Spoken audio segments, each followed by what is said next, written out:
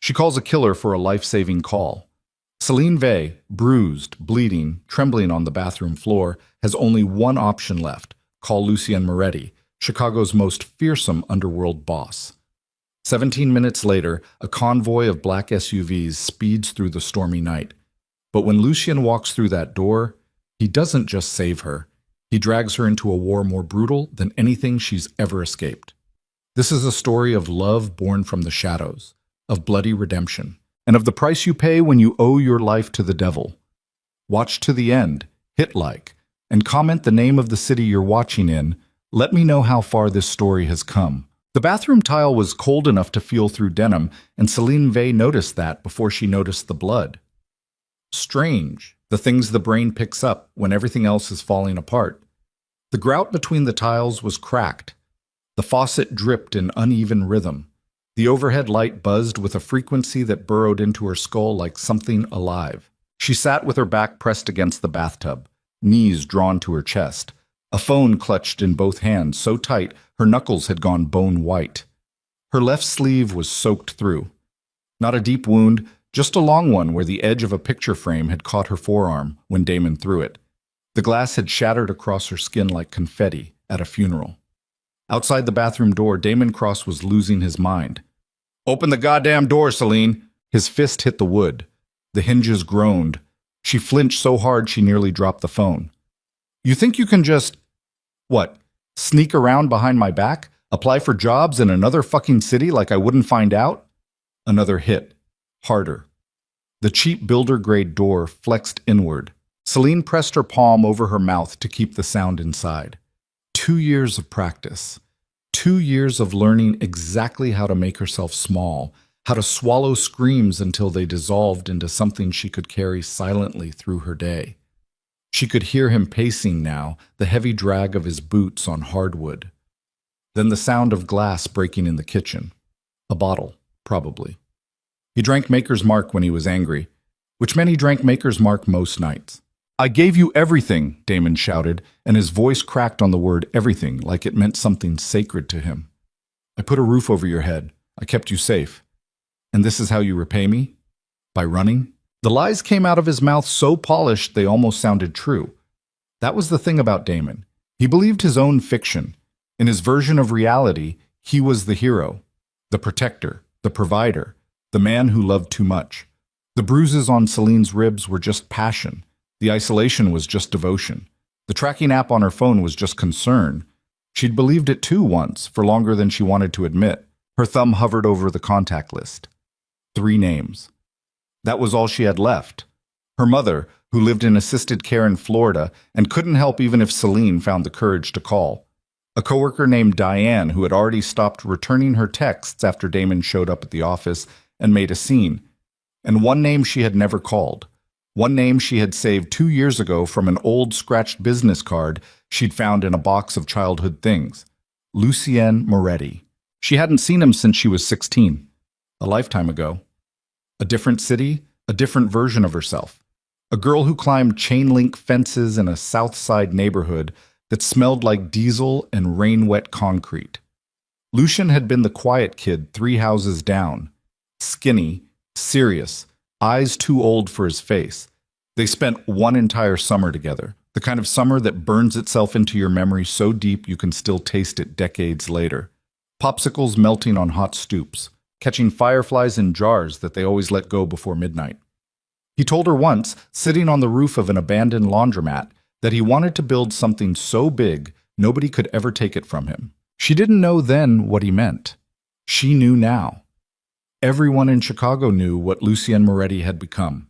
The name moved through the city like a cold draft, whispered in private casino back rooms, murmured by lawyers who defended men they knew were guilty, traded between cops who understood there were doors they did not open. He was the kind of man news anchors called a suspected figure, because saying what he actually was would invite lawyers nobody could afford to fight. Celine had kept the number because some stubborn, irrational part of her still remembered the boy. Not the empire, not the blood. Just the boy who once walked her home through a thunderstorm and gave her his jacket without saying a word. The door shuttered again. This time, the top hinge popped. Damon laughed, a sound that had stopped being funny a long time ago. You think a bathroom door is going to save you? Come out. We'll talk like adults. I'm not going to hurt you. The lie sat in the air like smoke. Celine pressed call. It rang 3 times. 4.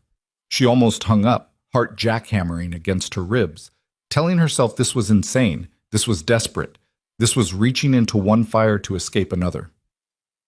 Hello. His voice was lower than she remembered, flatter, like a man who had trained every ounce of emotion out of his speech the way a fighter trains softness out of his body. Lucien.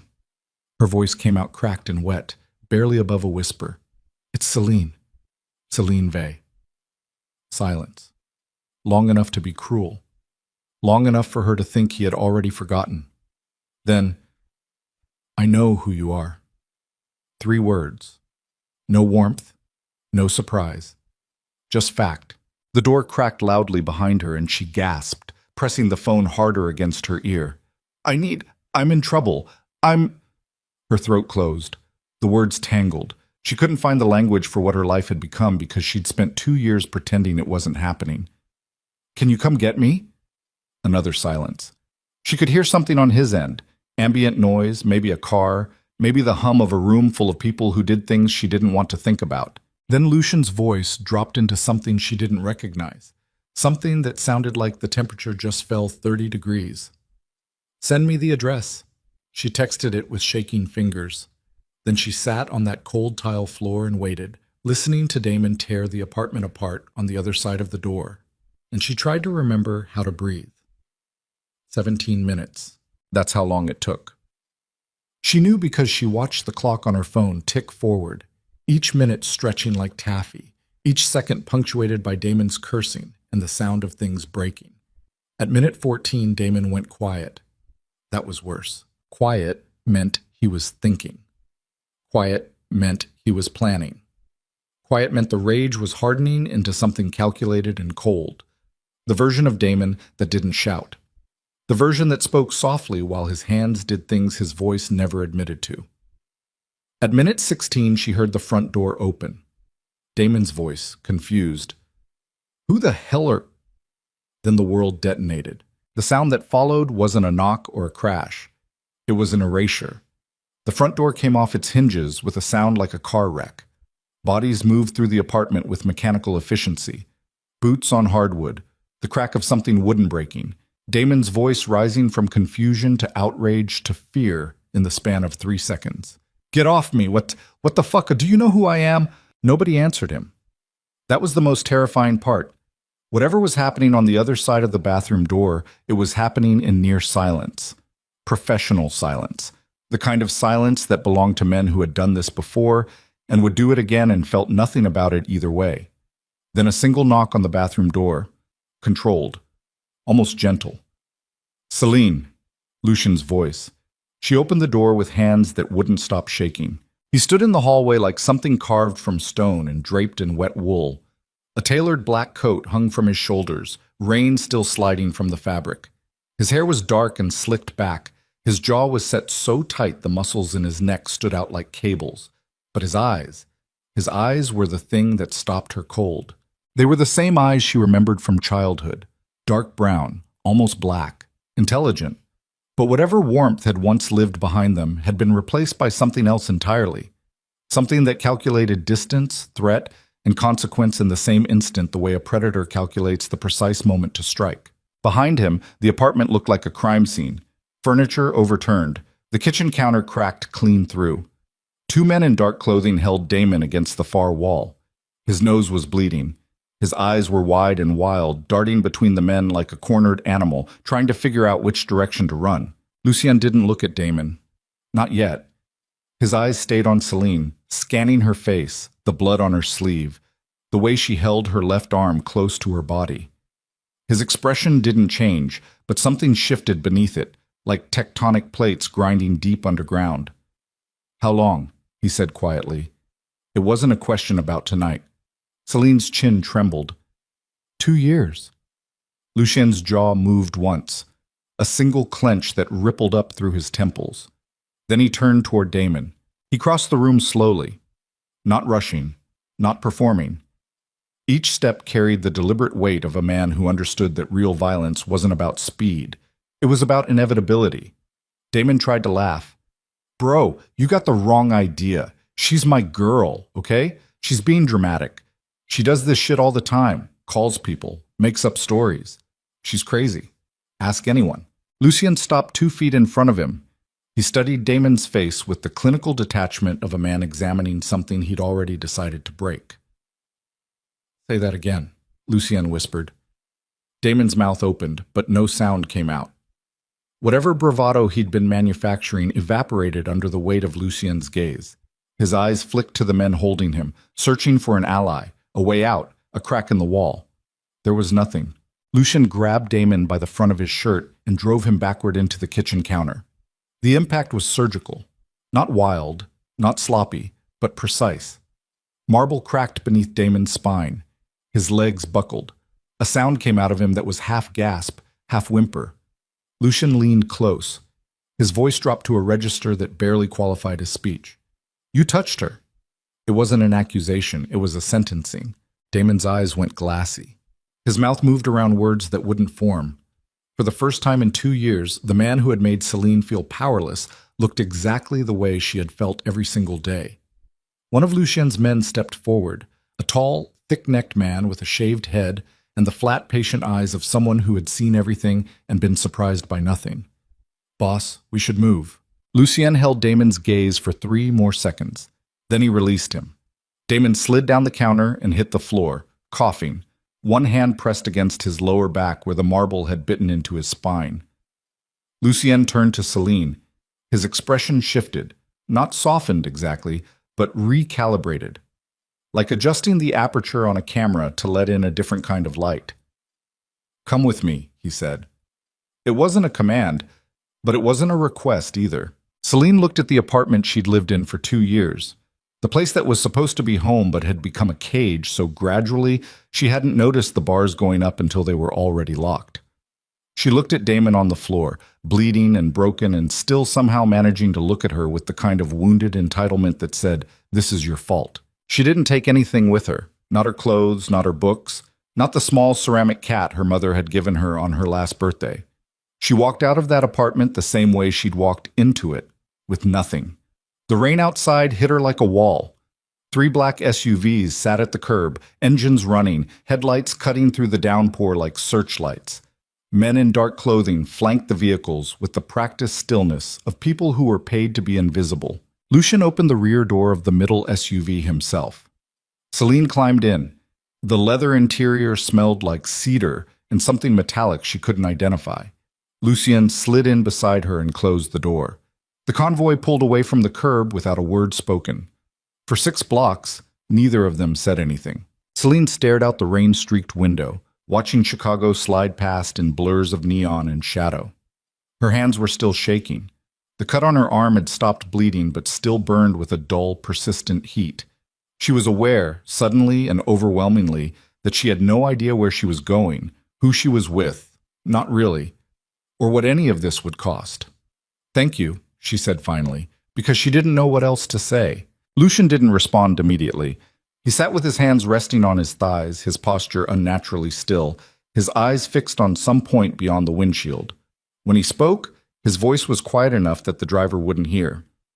"Don't thank me yet." The convoy drove north for 40 minutes, leaving the density of downtown behind, passing through industrial corridors and into neighborhoods where the houses grew larger and the spaces between them grew wider, until finally they turned onto a private road flanked by stone walls and security cameras mounted on wrought iron posts. Moretti Manor was not a house. It was a fortress dressed up as architecture, a sprawling estate of dark stone and angular glass, set behind gates that required 3 separate authentication checks to open. Armed men patrolled the perimeter with the casual alertness of soldiers on a base, not a residence. The grounds were immaculate, manicured hedges, gravel paths raked to geometric precision, but there was something about the place that felt like a fist. Beautiful, yes, but clenched. A woman met them as the entrance, mid-40s, sharp-featured, dressed in a navy blouse with reading glasses pushed up into graying hair. She introduced herself as Mrs. Calveri, the estate manager, and led Celine to a guest suite on the second floor with the practiced efficiency of someone who had handled unexpected arrivals before and found them neither surprising nor particularly interesting. The room was larger than Celine's entire apartment. Clean sheets, blackout curtains, a bathroom with marble floors and towels so thick they felt like armor. Mrs. Calveri showed her where the first aid kit was kept, pointed out the intercom system, and explained that breakfast would be available at 7. "If you need anything before then," Mrs. Calveri said, pausing at the door, "press the green button. Someone will come." Then she was gone. Celine sat on the edge of the bed and stared at the wall for a long time. The silence was enormous. No shouting, no slamming doors, no footsteps pacing outside like a predator circling prey. Just silence, thick and unfamiliar, pressing against her ears like water. She cleaned the cut on her arm. She took a shower so hot it turned her skin red. She put on the clothes someone had left folded on the dresser, a plain gray t-shirt and cotton pants, both too large but clean and soft. Then she crawled into the bed and pulled the covers up to her chin and waited for the fear to come. It didn't. For the first time in 2 years, Celine Vey slept through the night. She woke to pale morning light filtering through the curtains and the distant sound of gravel crunching under tires. For a disoriented moment, she didn't know where she was. The ceiling was too high. The sheets were too clean. There was no smell of stale beer, no sound of ESPN blaring from the living room, no weight of another body in the bed radiating anger even in sleep. Then it hit her all at once, and she sat up so fast the room tilted. She dressed in yesterday's clothes and made her way downstairs, following the sound of voices and the smell of coffee. The manor's interior was a study in controlled elegance, dark wood floors, minimal furniture, abstract paintings that probably cost more than her annual salary. Everything was tasteful and expensive and slightly cold, like a museum designed by someone who understood beauty but had forgotten comfort. She found Lucien in a room that might have been called a study, if studies typically contained 3 encrypted phones, a wall-mounted screen showing security camera feeds, and a man disassembling a handgun on a mahogany desk with the casual ease of someone folding laundry. The man with the gun was the same thick-necked figure from last night, introduced now, briefly, as Marco. He looked up when Celine entered, registered her existence with a glance that contained exactly 0 emotional content, then returned to his weapon. Lucien stood by the window with a cup of coffee, looking out at the grounds. In daylight, stripped of rain and urgency, he looked different, older than she expected. The boyishness she remembered was gone entirely, replaced by angles and edges that suggested a life lived in proximity to things that wore people down. There was a scar on his left hand, thin and white, running from his knuckle to his wrist. His posture was perfect, not rigid, but controlled, like a man who had learned that even the way you stood could be read as weakness by the wrong set of eyes. "Sit down," he said without turning. "There's food." A plate waited on the table. Eggs, toast, fruit. Simple, but more than she'd eaten in a single sitting in months. Damon had a way of making even meals feel conditional, rationing affection and nutrition with the same calculated hand. She ate slowly, watching Lucien's reflection in the window glass. He hadn't turned around. "I want to explain," she started. "You don't owe me an explanation." "I think I do." He turned then. His eyes settled on her with an intensity that made her feel simultaneously seen and transparent. 2 years. You stayed for 2 years. 2? There was no judgment in his voice, but the words landed like stones dropped from a height. She wanted to explain. The slow erosion of self. The way abuse doesn't arrive like a hurricane, but like a tide. Rising so gradually you don't realize you're drowning until you've forgotten what breathing felt like. She wanted to say that leaving isn't a door you walk through, but a wall you have to claw through with bleeding fingers while someone stands on the other side telling you the wall doesn't exist. Instead, she said, "Yes." Lucien nodded once. Then, "You can stay here, as long as you need." "I can't just—" "You can, and you will." He set down his coffee. "Marco will assign someone to your security detail. Don't leave the grounds without checking in. Don't use your old phone. Mrs. Calveri will get you a new one. Don't contact anyone from your previous life until I've had my people check for exposure." Celine blinked. Exposure? Damon Cross is a small man, but small men talk, and the people he talks to might not be small. She felt the temperature in the room shift. This wasn't a favor. This was a calculation. Lucien wasn't protecting her out of sentiment. He was managing a variable that had entered his ecosystem, and he was doing it with the same methodical precision he probably applied to everything else in his life. But underneath that precision, beneath the flat voice and the controlled posture and the eyes that gave away nothing, she caught something else. Something that flickered for just a moment when he looked at the bandage on her arm. Something that looked almost like pain. Then it was gone. The first 3 days passed in a kind of surreal calm. Celine slept.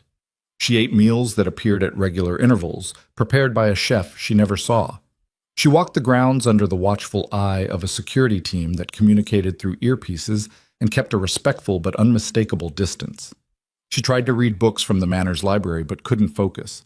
The words blurred on the page, rearranging themselves into memories she wasn't ready to examine. On the fourth day, Lucien appeared at dinner. He sat across from her at a long dining table clearly designed for 12 but set for 2. He ate sparingly, drank water instead of wine, and said almost nothing for the first 20 minutes. The silence between them wasn't uncomfortable exactly, but it was heavy, loaded with years of distance and the ghost of a summer that felt like it belonged to two people who no longer existed. "I looked you up," Celine said finally, "after I got here, on the new phone." Lucien didn't look up from his plate. "And?" "The internet has a lot to say about you. The internet says a lot of things. They say you're dangerous." Now he looked up. His fork paused midway to his mouth. The faintest suggestion of amusement, not a smile, nothing that generous, but a slight shift in the muscles around his eyes. "They're not wrong. Are you going to tell me what you actually do?" "No." "Why not?" "Because you already know. And asking me to say it out loud is asking me to give you something to carry. I'm not going to do that." She let the silence sit for a moment. Then, "That boy on the rooftop, the one who wanted to build something nobody could take away, is he still in there somewhere?" Lucien set down his fork. His hands were steady, but something passed behind his eyes. A tremor, a fracture, something that was there and gone so fast she almost missed it. "That boy got exactly what he wanted," he said quietly, "and it cost him everything worth having." He stood up, placed his napkin on the table with the same precise control he applied to everything else, and left the room without another word. On the 7th day, the first threat arrived. Celine was walking near the East Garden when Mrs. Calvary intercepted her with an expression that had frozen into professional neutrality. "Mr. Moretti would like to see you in his office. Now, please." She found Lucien standing behind his desk, both hands flat on the surface, staring at a photograph printed on standard copy paper. Marco stood beside him, arms crossed, his jaw working in small, grinding circles. Lucien slid the photograph across the desk toward her. It was a picture of her, taken from outside the manor gates. She was walking the East Garden path, the exact path she'd been on 5 minutes ago. The angle suggested a telephoto lens. Someone had been watching. Someone was close. Written across the bottom in black marker, "We know who you are." Celine's stomach dropped. "What is this?" "This is what happens," Lucien said, his voice dangerously even, "when people find out Lucien Moretti is protecting someone." Marco shifted his weight. "The Sorelli organization has to be. Victor's been probing our perimeter for months, looking for leverage. Now he's got something he thinks he can use." Lucien's fingers curled against the desk. The knuckles went white. "Increase perimeter security. Double the night rotation. I want thermal imaging on the east and north approaches, and I want whoever took this photo found within 48 hours. He looked at Celine. "You're not going outside anymore." "You can't just lock me in here." "I can, and I will." "That's not... Lucien, I just got out of a situation where someone controlled every part of my life. You can't just... This is not the same thing." His voice cut through hers like a blade through fabric. "Damon Cross hit you because he was weak. I'm keeping you inside because there are men outside these walls who will put a bullet through your skull to send me a message. Those are not the same thing. Do you understand?" She understood. She hated that she understood. That night, Celine lay awake in the dark, staring at the ceiling, listening to the sound of boots on gravel as the security detail made its rounds. She had traded one cage for another. The bars were nicer here. Silk sheets instead of stained cotton, gourmet meals instead of leftover takeout, armed guards instead of locked doors. But the walls were just as real. And somewhere in the darkness beyond those walls, she realized, someone was watching. Someone who had already decided she was a weakness worth exploiting. The question wasn't whether they would come for her. It was when. 3 days later, at 11:47 p.m., a single rifle shot punched through the dining room window and buried itself in the chair where Celine had been sitting 30 seconds earlier. Glass erupted across the table like a frozen wave breaking. And somewhere in the manor, Lucien Moretti picked up a phone, dialed a number, and spoke 4 words that would change everything. It's time. Gather everyone. The bullet hole in this dining room wall was the size of a quarter. Clean entry. No exit. The round had embedded itself in the plaster behind the chair, buried 3 inches deep in Victorian-era brick. Marco dug it out with a tactical knife, while 2 of his men swept glass off the mahogany table with gloved hands, their faces blank as fresh concrete. Celine stood in the hallway outside the dining room, a blanket draped over her shoulders that someone had put there without asking. Her feet were bare. She'd been walking to the kitchen for water when the window exploded. 30 seconds. That was the margin. 30 seconds between a glass of water and a closed casket. Her ears were still ringing. Lucien was on the phone in his office. Door closed. Voice inaudible, but cadence unmistakable. Short, clipped sentences delivered with the mechanical precision of a man issuing orders he expected to be followed without clarification. She couldn't hear the words, but she could hear the silences between them, and those silences were worse. They were the spaces where other men's fear lived. When he came out, his face was a mask cut from granite. He walked past her without stopping, paused, then turned back. His eyes dropped to the blanket around her shoulders, the bare feet on the cold floor, the way her fingers gripped the fabric at her collarbone like a child clutching a bedsheet against the dark. "You're not hurt," he said. Not a question. "No." "Good." He kept walking, then over his shoulder. "My office, 5 minutes." She found him standing behind his desk with Marco, both of them studying a tablet that showed thermal imaging feeds in shades of green and black. The east perimeter, the tree line beyond the garden wall. Empty now. Whoever had taken the shot was already gone, dissolved into the wet Chicago night like smoke into fog. 7.62 NATO round, Marco said, not looking up. Long-range precision. This wasn't some street kid with a grudge and a hunting rifle. This was a professional. Sorelli, Lucien said. Has to be. The approach angle matches a position on the ridge above the east wall. We've had that flagged as a vulnerability for 6 months. I told you we needed to clear those trees. Clear them tonight. It's 2 in the morning. Then they'll have it done by sunrise. Lucien set the tablet down and looked at Celine. Something worked behind his jaw.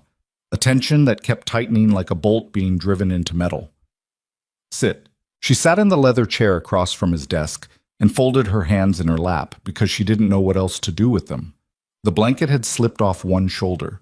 She didn't fix it. Victor Sorelli runs the largest competing organization on the North Side, Lucien said. His voice had the flat, instructional quality of a man explaining something he'd rather not explain, but recognized the necessity of. We've been in a territorial dispute for 3 years. It's been cold, proxy fights, supply chain interference, the occasional disappearance. Nothing that makes headlines. Nothing that escalates beyond acceptable parameters. Acceptable parameters, Celine repeated. This business has rules. Unwritten, but real. You don't hit civilians. You don't go after family. You don't bring heat that draws federal attention. His eyes darkened. Victor just broke all 3. Marco crossed his arms. He's been testing us for months, small moves, probing, seeing how we react. Now he's found something he thinks gives him leverage. Me, Celine said. Neither man denied it. The weight of that settled over her like a physical thing, like someone had placed a stone on her chest and pressed. She had spent 2 years being a man's possession, his property, his thing to control. She had escaped that only to become something arguably worse, a strategic liability, a pressure point, a crack in someone else's armor that the enemy could pry open with a rifle and a telephoto lens. I should leave, she said. Lucien's head moved slightly. No. Lucien, someone just tried to kill me, in your house. If I leave, they have no reason to If you leave, they'll find you within 72 hours. You have no resources, no infrastructure, no protection. You'd be dead before the weekend. He said it without cruelty, but also without softening. Facts delivered at room temperature. You're staying. You can't just decide that for me. I already did. The words landed between them like a slap. Celine felt her jaw tighten, a reflex she recognized, the same clenching she used to do when Damon told her what she could and couldn't do. Different context, different man, same feeling of walls closing in. You sound like him, she said quietly. The room went very still. Marco took a step back. Not physically, but something shifted in his posture, a pulling away that said he wanted no part of whatever was about to happen. Lucien stared at her. For 3 full seconds, his expression didn't change. Then something cracked behind his eyes. Not anger, not hurt, but something rawer than both. Something that looked like it had been buried deep, and she'd just put a shovel through the topsoil. Don't, he said softly. Compare me to that man. Then don't act like him. Silence stretched between them like a wire being pulled taut. Celine's heart was hammering, but she held his gaze.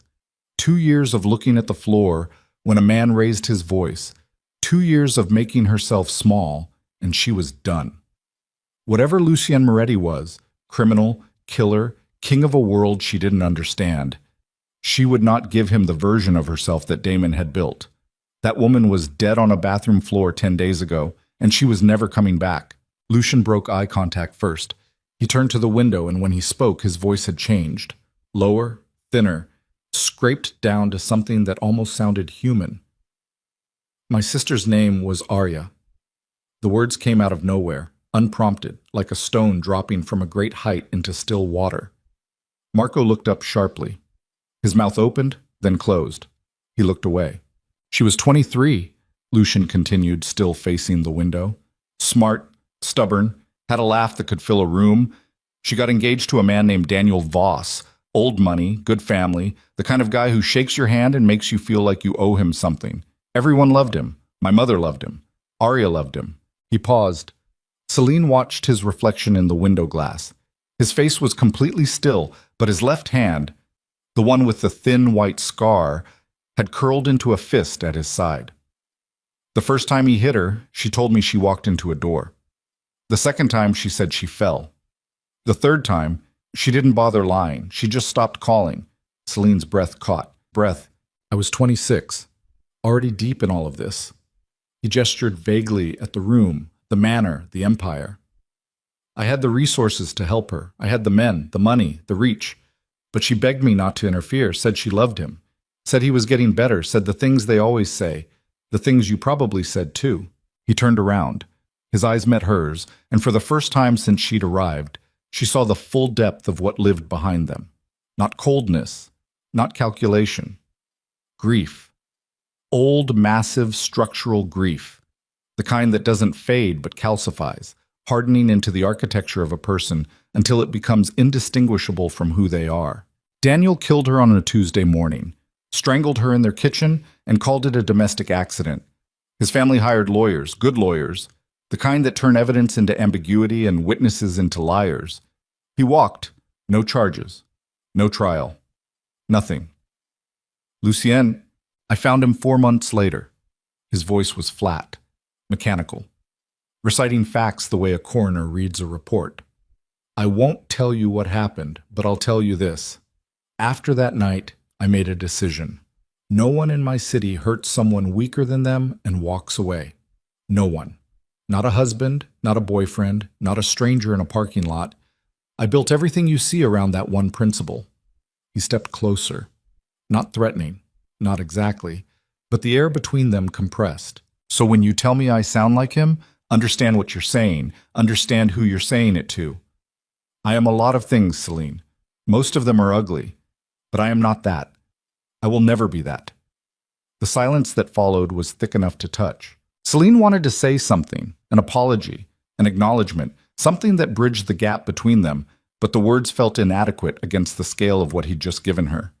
He'd opened a door he clearly kept locked, showed her the room behind it, and now he was already closing it again, his face resetting to its default neutrality like a screen going dark. Marco, Lucien said, turning away.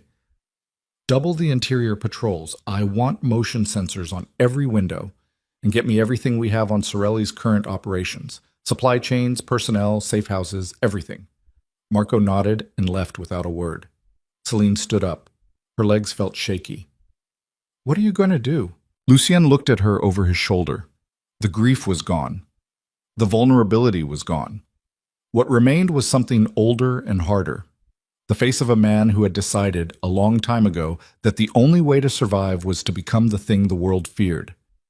What I always do, he said. 3 days passed in a state of controlled siege.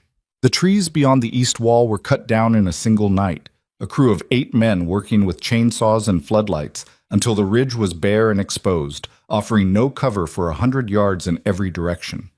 Additional cameras were installed, motion sensors, pressure plates buried beneath the gravel paths.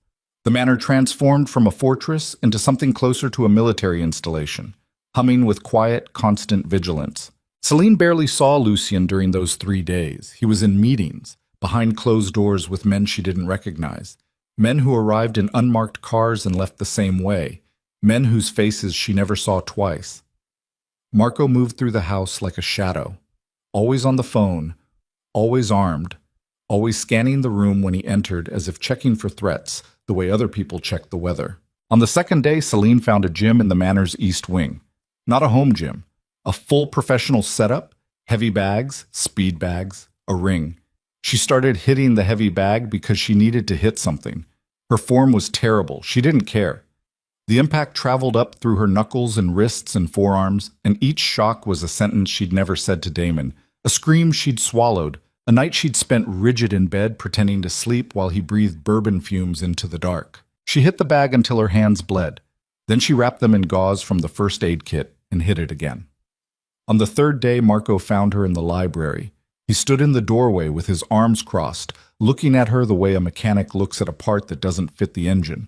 His expression wasn't hostile exactly, but it wasn't friendly. It was the expression of a man performing a cost-benefit analysis on a human being. "Can I help you?" Celine asked. "I need to ask you something," Marco said, "and I need you to answer honestly." "Okay." "Your ex, Damon Cross. After we pulled you out of that apartment, where did he go?" Celine blinked. "I don't know. I assumed—" "We left him on the kitchen floor, roughed up but breathing. That was 10 days ago. Since then, he's gone dark. No credit card activity, no phone pings. His apartment's been cleared out." Marco stepped into the room. "People don't just disappear, Celine. Not in this city. Not without help." The implication crawled up her spine. "You think he's working with someone? I think a man like Damon Cross, humiliated, angry, obsessive, is exactly the kind of asset Victor Sorelli would pick up. Desperate men are useful. They'll do things rational people won't.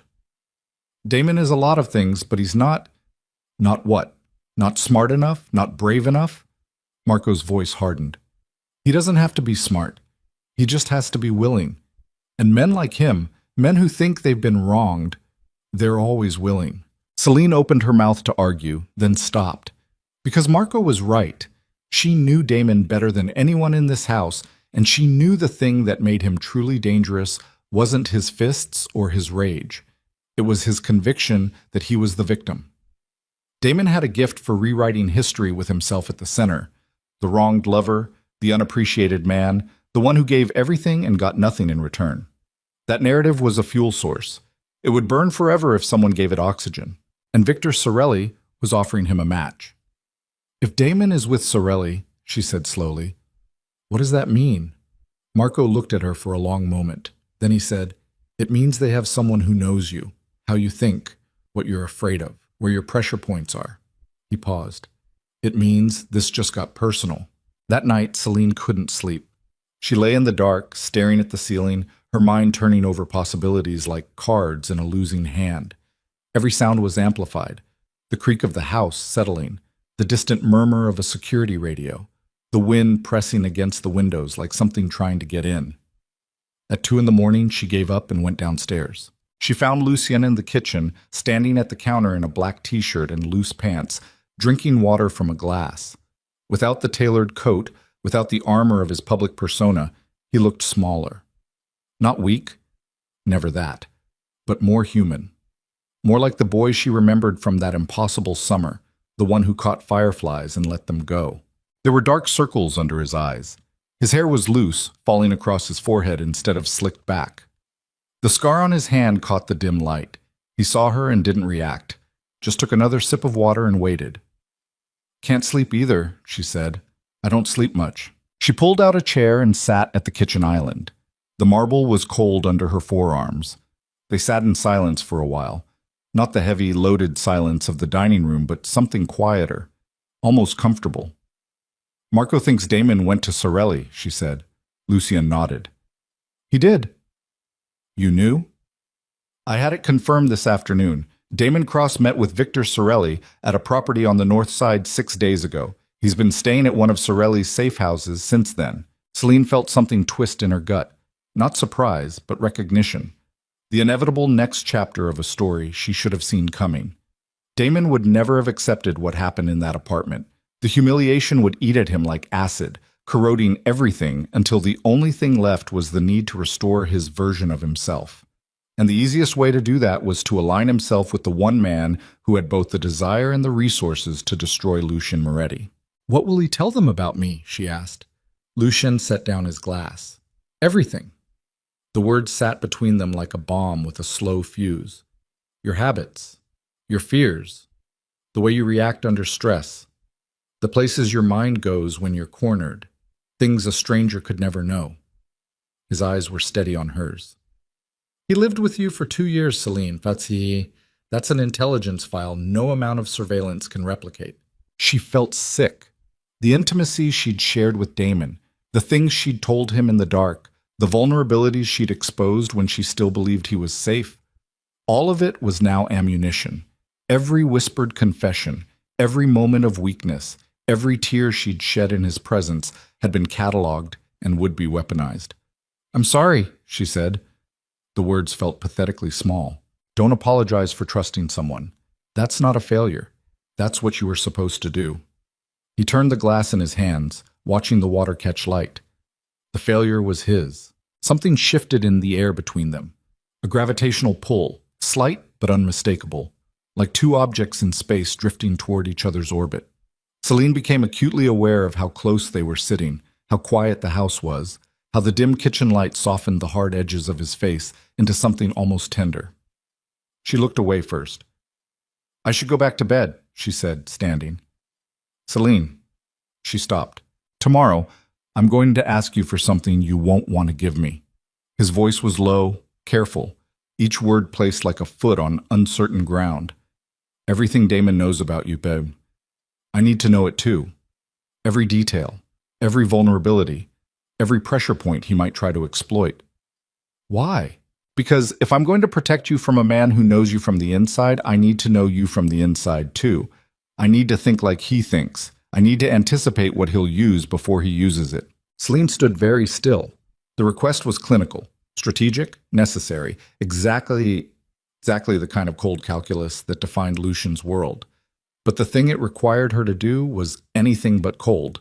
It meant peeling back every layer of defense she'd built since that bathroom floor, exposing wounds that hadn't even begun to heal, handing the most intimate details of her suffering to a man she barely knew anymore, a man who happened to be one of the most dangerous people in Chicago.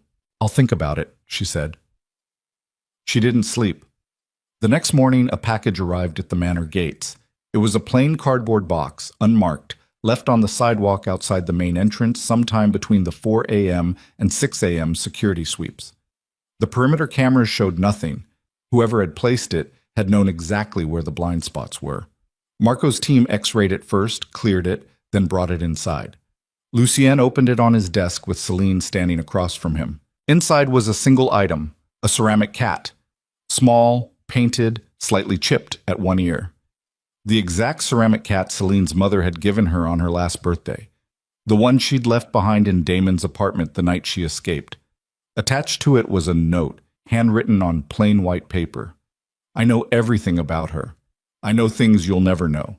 And when I take her back, because I will take her back, you'll understand that she was never yours to save. D." Celine's hands trembled. Not from fear, or not only from fear. from something deeper, more primal, more devastating. Because the note confirmed what she had been trying to deny since Marco first raised the possibility. Damon wasn't just angry, he wasn't just vengeful, he was obsessed. An obsession, weaponized by a man like Victor Sorelli, was the most dangerous thing in the world. Lucien read the note. His face didn't change, but his hand, the one holding the paper, went white at the knuckles, and when he set the note down, his fingers left creases where they'd gripped too hard. He looked up at Celine. "Tell me everything," he said. She sat down across from him, took a breath that shuddered through her entire body, and began. She told him about the first time Damon hit her, 6 months in, after she'd had dinner with a male coworker. She told him about the isolation, how Damon systematically severed every relationship in her life until she existed in a vacuum with him at the center. She told him about the tracking app, the monitored emails, the way he would read her text messages while she was sleeping and confront her in the morning with things she'd written that he'd twisted into evidence of betrayal. She told him about the night she spent lying awake planning how to leave, and the morning she spent talking herself out of it because he'd wake up gentle and sweet and say things that almost made her believe the good version was real and the bad version was the aberration. She told him about the shame, the bone-deep corrosive shame of being a smart woman who stayed, of knowing intellectually that she should leave, and not being able to convert that knowledge into action because the wiring of her survival instincts had been so thoroughly scrambled that danger felt like home. Lucien listened without interrupting, without moving.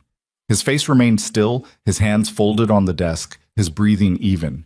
But his eyes absorbed every word with an intensity that bordered on violent, as if each sentence Celine spoke was being filed, cataloged, and cross-referenced against a growing ledger of debts that would eventually come due. When she finished, the room was very quiet. Lucien stood up, walked to the window, and placed his palm flat against the glass. He stood there for a long time, looking out at the stripped tree line and the bare ridge beyond the east wall. When he spoke, his voice was barely audible. "Marco." Marco materialized in the doorway. "Boss, pull the files on every property Sorelli controls north of the river. Safe houses, warehouses, front businesses, everything. I want surveillance teams deployed within 24 hours.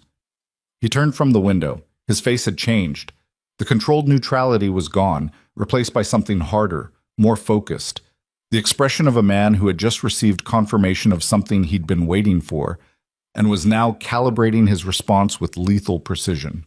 "And reach out to Dominic Strauss." Marco's expression flickered. The first genuine emotion Celine had seen on his face, something between surprise and concern. "Strauss. You sure? Tell him I'm calling in the favor." Marco held Lucien's gaze for a beat, then nodded and left. Celine looked at Lucien. "Who is Dominic Strauss?" Lucien didn't answer immediately. He picked up the ceramic cat from the desk, turning it over in his hands, studying the chipped ear, the faded paint. Then he set it down gently, more gently than she'd seen him handle anything since she arrived. "Someone who changes the rules," he said. "Someone I hoped I'd never have to call." He looked at her, and in his eyes she saw something she hadn't seen before. Not grief, not anger, not the cold machinery of calculation. Fear. Not for himself, and she was certain of that. Lucien Moretti had excised self-preservation from his emotional vocabulary a long time ago. He was afraid for her. "Whatever happens next," he said quietly, "stays between us. You don't talk to Marco about this. You don't talk to Mrs. Calveri. You don't write it down or put it on a phone. What I'm about to do, there's no coming back from it. For either of us." Celine felt the ground shifting beneath her feet. The room, the manor, the carefully constructed fortress. All of it suddenly felt temporary, fragile, like a house of cards in a room where someone had just opened a window. "What are you going to do?" she whispered. Lucien picked up the note Damon had sent. He read it one more time. Then he folded it precisely in half, then in quarters, and placed it in his breast pocket, the way another man might pocket a photograph of someone he loved. "I'm going to end this," he said. "All of it. Sorelli, Damon, the organization that's been hunting you. Every thread, every connection, every person involved." His voice dropped to something that barely registered as sound. "And when it's done, Celine, when the dust settles, you're going to have to decide whether the man who's left standing is someone you can live with. Because the things I'm about to do won't be clean. They won't be just. and they will follow me for the rest of my life. He held her gaze, and for one raw, unguarded moment, the mask fell completely. She saw him. Not the crime lord, not the phantom king, not the ruthless architect of an underground empire. Just a man standing at the edge of something irreversible, knowing exactly what it would cost him, and choosing to pay it anyway. "You don't have to do this," she said, though even as the words left her mouth, she knew they were useless. He was already gone. The decision had been made somewhere deep inside him, in the place where Arya still lived and died and lived again every time he closed his eyes. Lucien turned away from her and walked toward the door. He stopped with his hand on the frame, his back to her, his shoulders rigid beneath the black fabric of his shirt. "Lock your door tonight," he said without turning around. "And don't come downstairs, no matter what you hear." Then he was gone, and Celine was alone in the office with a chipped ceramic cat and the growing, suffocating certainty that the man who had saved her was about to become something neither of them could take back. She locked the door. She sat on the edge of the bed in the dark and listened to the manor breathe around her. The subtle hydraulic hiss of the security doors sealing themselves on the ground floor, the crunch of gravel under boots as the night patrol doubled its rotation, the distant murmur of men speaking in low, urgent frequencies she couldn't decode from 2 floors up. At some point past 3 in the morning, she heard vehicles, multiple engines. Not the quiet, controlled arrival of Lucian's usual convoy, but something more. The sound of organized departure, of machinery being set in motion. She went to the window and pulled back the curtain just enough to see.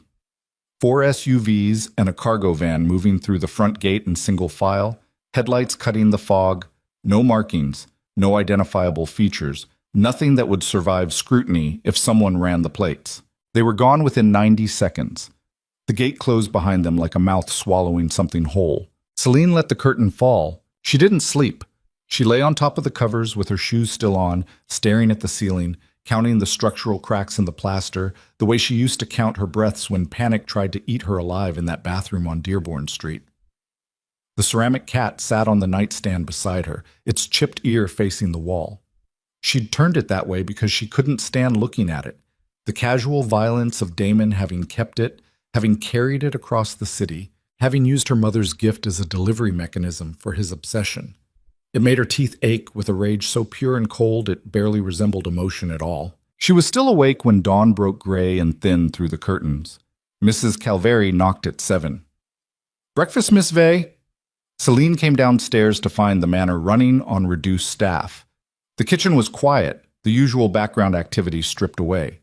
Marco sat at the island eating toast with the methodical, joyless efficiency of a man fueling a machine. He didn't look up when she came in.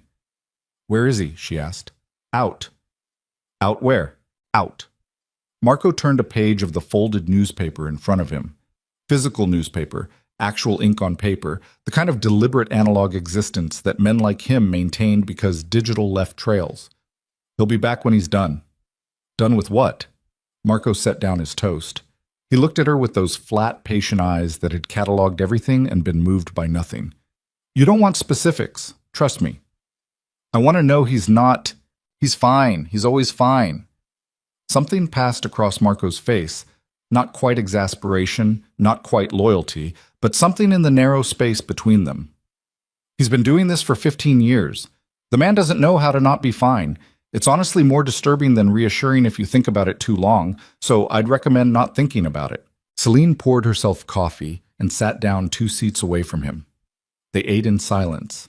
Outside, a light rain had started. Nothing like the storm from that first night, just the thin, persistent Chicago drizzle that the city wore like a second skin for 9 months of the year.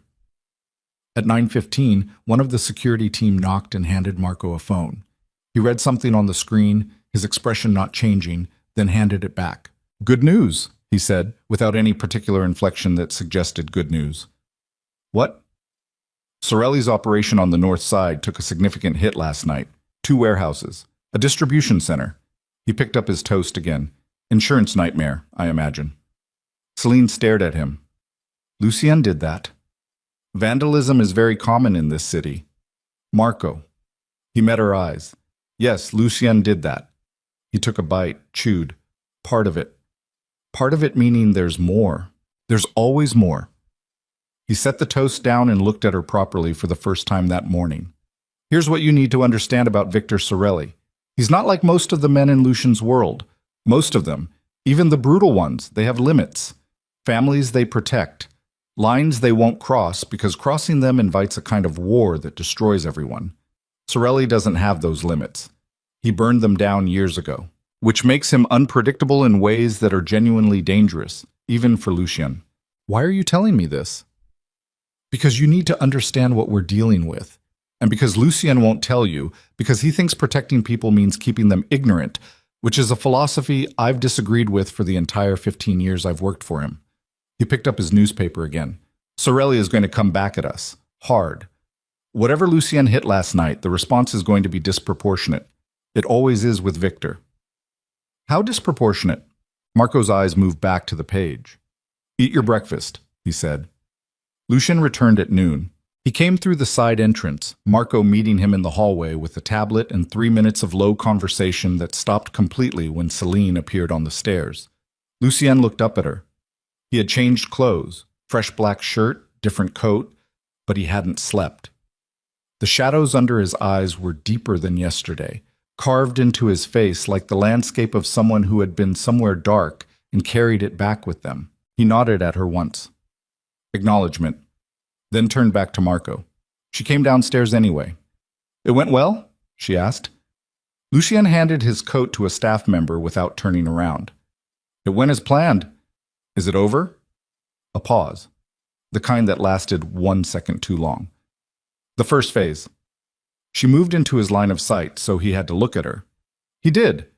Reluctantly, like a man who had been keeping himself from looking and found the discipline harder than expected up close. There's a problem, she said, not a question.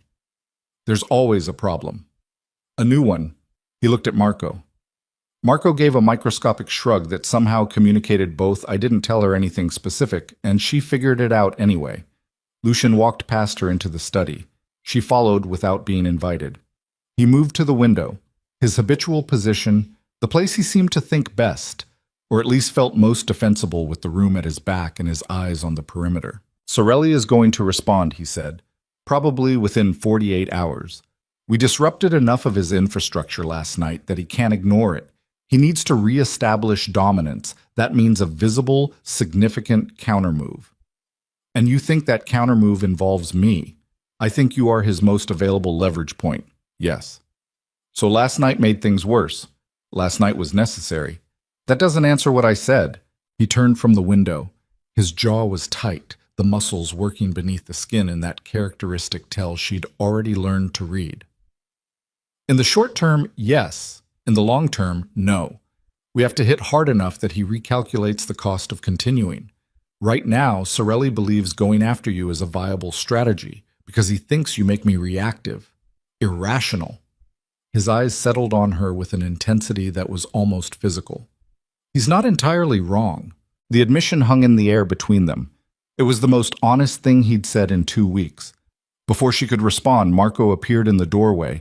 His phone was in his hand and his face had changed. The flatness replaced by something tighter, a compression of his features that she was beginning to recognize as the expression he wore when things had gone wrong in ways that required immediate response. Boss, he said. Lucian turned. One look at Marco's face and something shifted behind his eyes.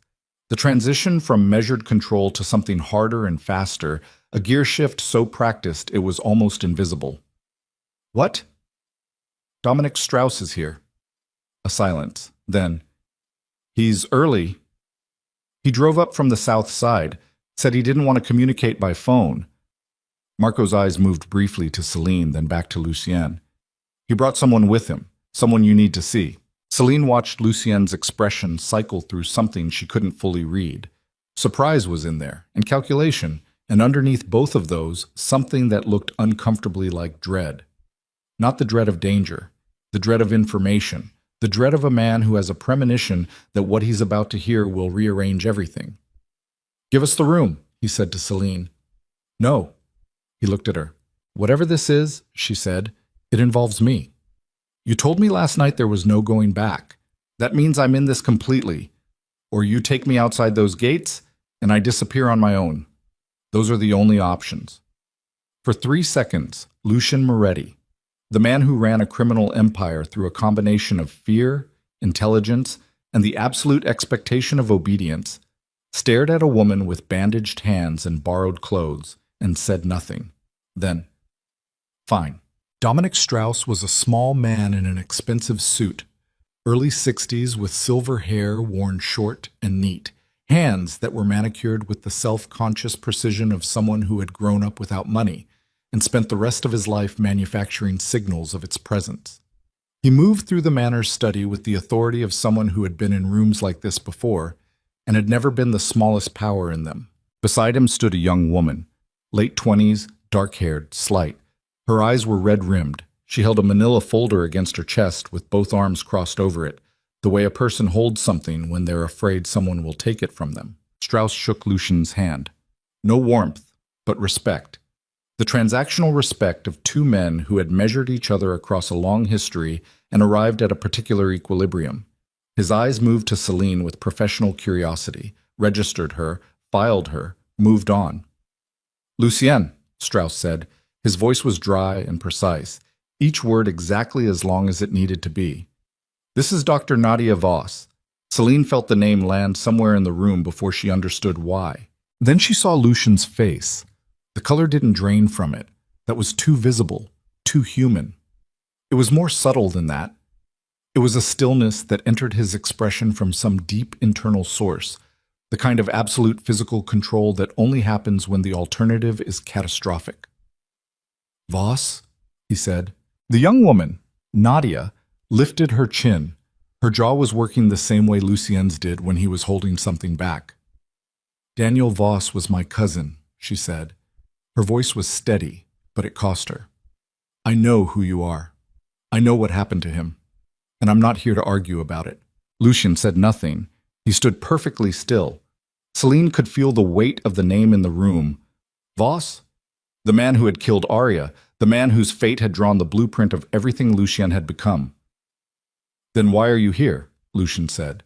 Not loud, not threatening, quieter than anything. Nadia uncrossed her arms and held out the manila folder. Because Victor Sorelli killed my family too. The folder contained 43 pages. Photographs, financial records, intercepted communications, handwritten notes with dates and coordinates in the margins. Nadia Voss was a forensic accountant. She'd spent the last 2 years tracking money through 18 shell companies, 6 offshore accounts, and a labyrinth of real estate holdings that collectively constituted the financial backbone of Victor Sorelli's empire. But that wasn't the worst of it. The worst of it was on page 27. Celine sat beside Lucien at the desk while he went through the documents with the focused intensity of a surgeon operating under poor lighting. Careful, rapid, nothing wasted. His eyes moved across each page in tight horizontal sweeps. His breathing remained even. He turned each page with a deliberate, controlled motion that telegraphed nothing. Then he reached page 27. His hand stopped. Celine looked at the page. It was a photograph, long-range, slightly grainy, taken through a telephoto lens from across a street. 2 men at an outdoor table at what appeared to be a restaurant. One of them was Damon. She recognized the slope of his shoulders, the particular way he sat with his elbows wide, the physical signature of a man who needed to take up space. The other man was someone she didn't recognize at first. Older, heavy-set, wearing a gray jacket with the collar turned up. His face was in 3/4 profile, chin tilted toward Damon in the posture of someone delivering instructions. She looked at the date stamp in the corner of the photograph. It was from 11 months ago. 11 months ago. 8 months before Celine had made the call. 14 months before the night she'd fled to this manor. That's not right, she said. The words came out strange, flat, slightly disconnected, the verbal equivalent of a body going into shock. That can't be. The man on the right is Sorelli's logistics director, Nadia said quietly. She was standing to Lucian's left, her hands folded in front of her, her voice stripped of everything except clinical precision. His name is Eric Fall. He recruits assets, sources of intelligence, access, leverage. She paused. He specifically targets people in proximity to Sorelli's adversaries. The room didn't move. Nothing moved. Celine became aware of a high, thin sound at the edge of her hearing.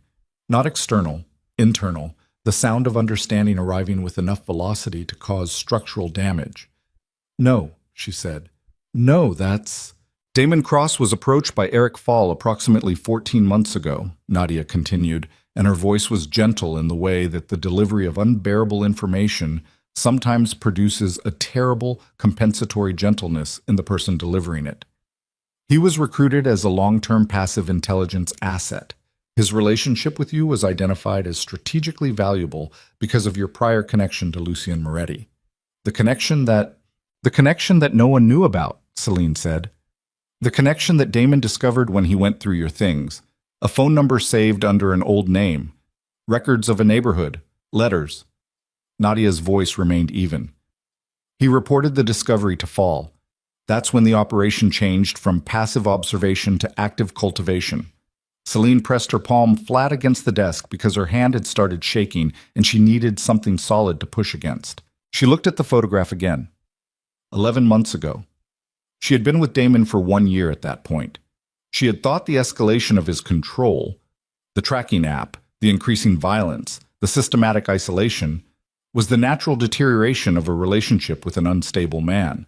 She had believed in the catastrophic privacy of her own reasoning that she had somehow caused it, that her failures, her inadequacies, her presence had drawn out the worst in him. It had been a program, a blueprint, an engineered acceleration designed to make her more desperate, more isolated, more dependent, designed to manufacture the conditions under which she would, eventually, do exactly what she had done.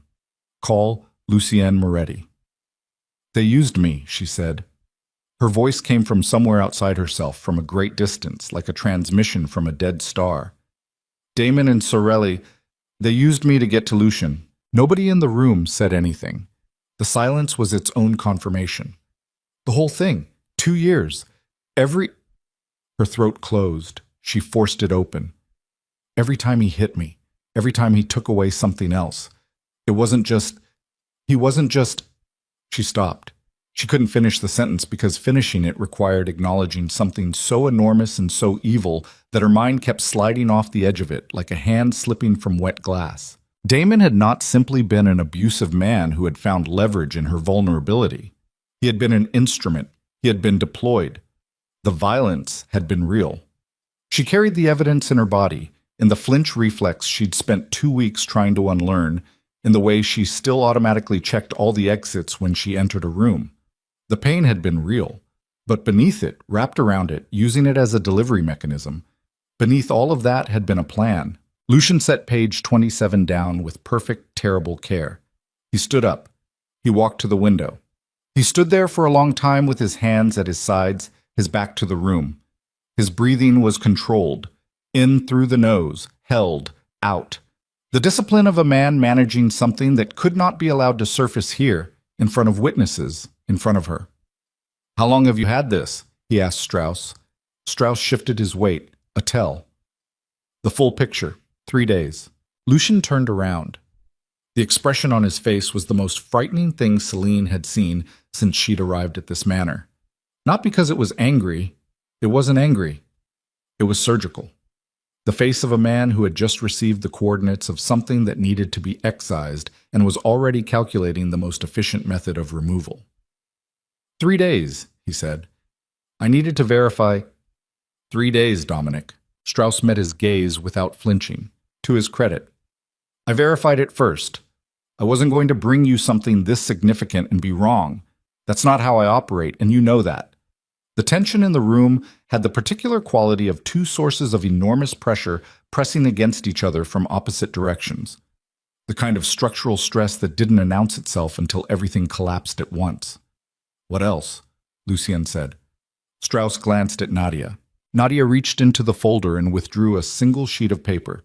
She placed it on the desk in front of Lucien. She didn't look at it. She looked at the wall. Lucien looked at the page. His eyes moved across it once. Then he closed them. Just for a moment. 1 second, eyes closed, the lines of his face in the unguarded architecture of something being accepted. Then his eyes opened and he was back. Contained, controlled, present. "Show me," Celine said. "Celine, show me." Lucien slid the paper across the desk. It was a layout. A building plan. hand-drawn but detailed, annotated in a small, precise script. She recognized the shape before she understood it. The entrance configuration, the room placement, the security camera positions. It was the manor. Someone had given Victor Sorelli the floor plan of Moretti Manor, not the official architectural drawings.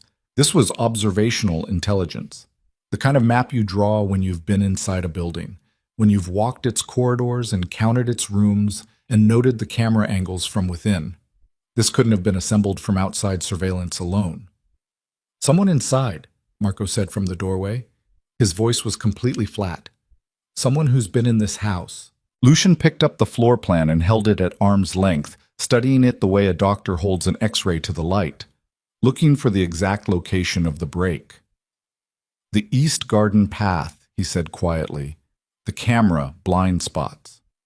He lowered the paper. "Someone told them where to stand to take that photograph of you. Someone told them where the dining room windows were weakest." He set the paper down. "Someone guided that sniper." The floor of Celine's understanding dropped away. "There's a person inside this house," she said, "working for Sorelli." "There was," Lucien said, and the past tense carried in it a gravity that she didn't ask him to explain. Marco stepped fully into the room. "We identified a candidate this morning, one of the security rotation members. Came on staff 4 months ago through a referral I can no longer verify as clean." His jaw worked. "He left for a shift rotation at 6 a.m. He hasn't been seen since." "He ran," Strauss said. "He ran," Marco confirmed. The two words carried the weight of a verdict. Celine looked at Lucien. He was very still, the way he got still when something was happening inside him that he refused to let reach the surface. But she could see it. In the tendons of his hands, in the particular quality of his breathing, in the faint line between his brows that appeared when the machinery of his control was working at maximum capacity. He had built this fortress, this empire, this armored life, and someone had been inside it the entire time, opening doors for the enemy. He had trusted the structure of his own creation, and the structure had been compromised. For a man whose survival had always depended on the absolute integrity of his walls, this was not just a security failure, it was existential. "The floor plan shows the panic room," Nadia said quietly. Everyone looked at her. She met Lucien's eyes. The notation next to it says, "Confirmed occupied." The words arranged themselves in Celine's mind with a horrible, unhurried clarity. They knew she was here. They knew exactly where she was. They knew the building. They knew the security rotation. They had an operational map of every defense Lucien had built around her, drawn by a man who had been living inside those defenses for 4 months. 48 hours. Marco had said Sorelli would respond within 48 hours. "When is it?" Celine asked. Her voice was steady in a way she didn't understand, the stillness of a body that has already processed the shock and arrived at something colder on the other side. "Whatever they're planning, when?" Lucien looked at Strauss. Strauss checked his watch. "Based on the communications Nadia intercepted." He paused. The pause lasted too long. "Tonight."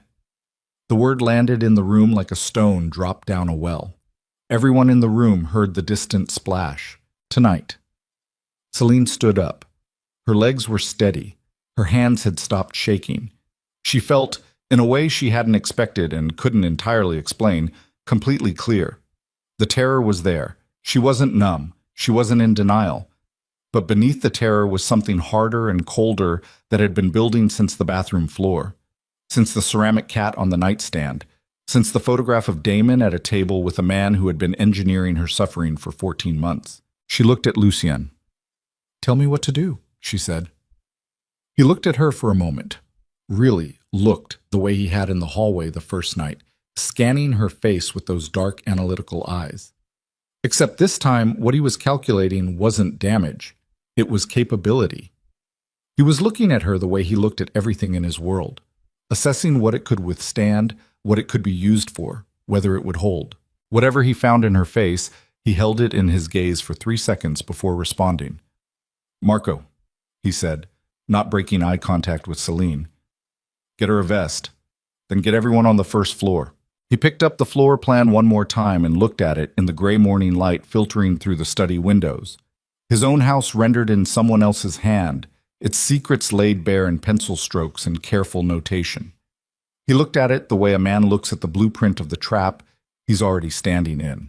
Then he folded it in half and tucked it into his breast pocket right beside Damon's note. "We're not running," he said. "We're not evacuating. We're not giving them the satisfaction of watching us scatter." His voice had dropped to its lowest register, the frequency that had nothing to do with volume and everything to do with the particular quality of absolute, immovable resolve. Marco moved toward the door. Strauss moved toward the door. Nadia Voss stood still, her arms at her sides, her eyes on Lucien with an expression that contained something complex and unresolved. The expression of a woman who had come to deliver intelligence to a man she had every reason to hate, and found herself hoping, against the grain of every rational objection, that he survived the night. Lucien turned to Celine. "There's something you need to know," he said. "Before tonight. Before any of this." He stopped. The words seemed to cost him something real, something drawn from a depth he rationed carefully. "When you called me that night, when I heard your voice on the phone, I already knew you were in trouble." She stared at him. "What?" "I'd been watching Damon Cross for 3 weeks, passively, because his name had come up twice in surveillance adjacent to Sorelli's organization, and any name that comes up twice gets a file. When I ran the file, I found the connection to you." His jaw tightened. "I was already planning to reach out, to warn you, but I called first." "Yes." "So you knew," she said slowly, each word measured, tested for weight before she committed it to air. "You knew there was a possibility that my relationship with Damon wasn't just... I knew there was a connection I didn't fully understand yet. I didn't know the scope." His eyes didn't waver. "I should have moved faster. If I had reached out a week earlier..." "Don't," she said, sharp, immediate. "Don't do that. That's not..." She stopped, breathed, recalibrated. "That's not on you. None of what Damon did is on you." Something shifted in his expression, fractured, almost imperceptibly. "You came to me because of a number on a piece of paper from a box of childhood things, because of a summer that was 30 years ago." His voice was very quiet. "And what followed that call, what you walked into when you came here, was my choice," she said. He held her gaze. "I need you to stay close to Marco tonight," he said finally. "Whatever happens, wherever he goes, you go. Do not separate from him under any circumstances. Do you understand?" "Yes. And Celine." He took a single step toward her, not close enough to touch, but close enough that she could see the full complexity of what lived behind his eyes.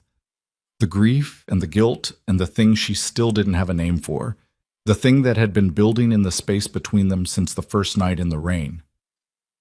"Whatever you think of me after tonight, whatever I become in the process of ending this, I need you to remember one thing."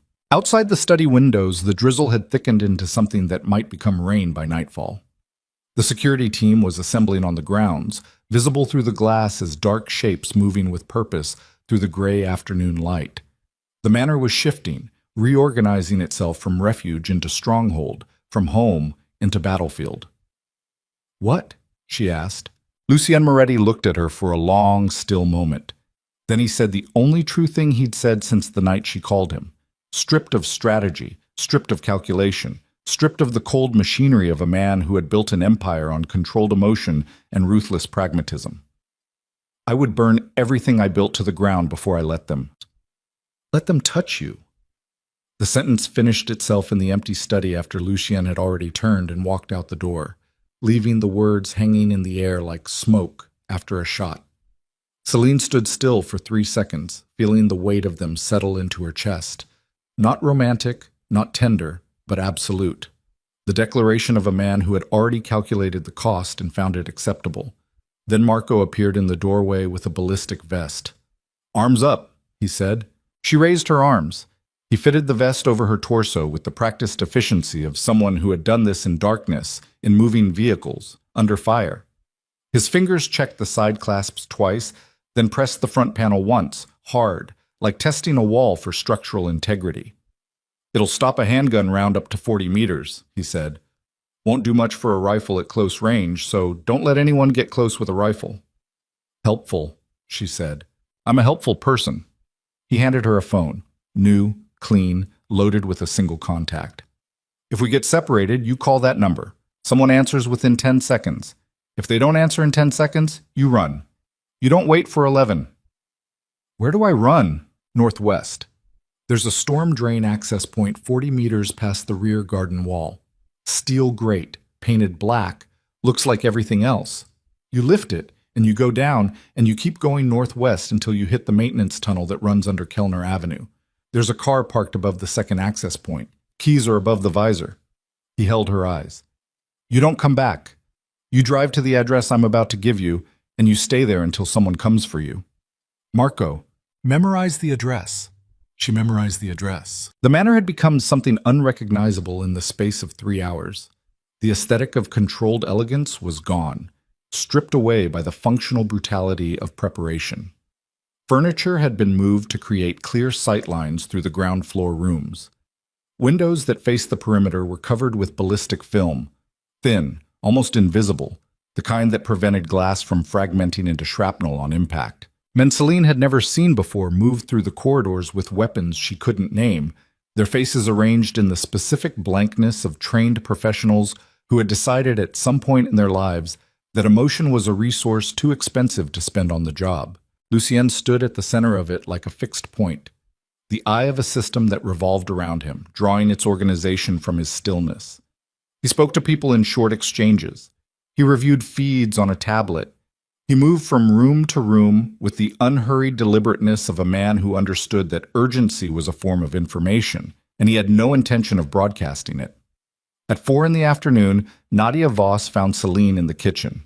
She set a cup of tea on the counter and pushed it toward Celine without asking if she wanted it. Then she stood across the island, both hands wrapped around her own cup, and looked at the window.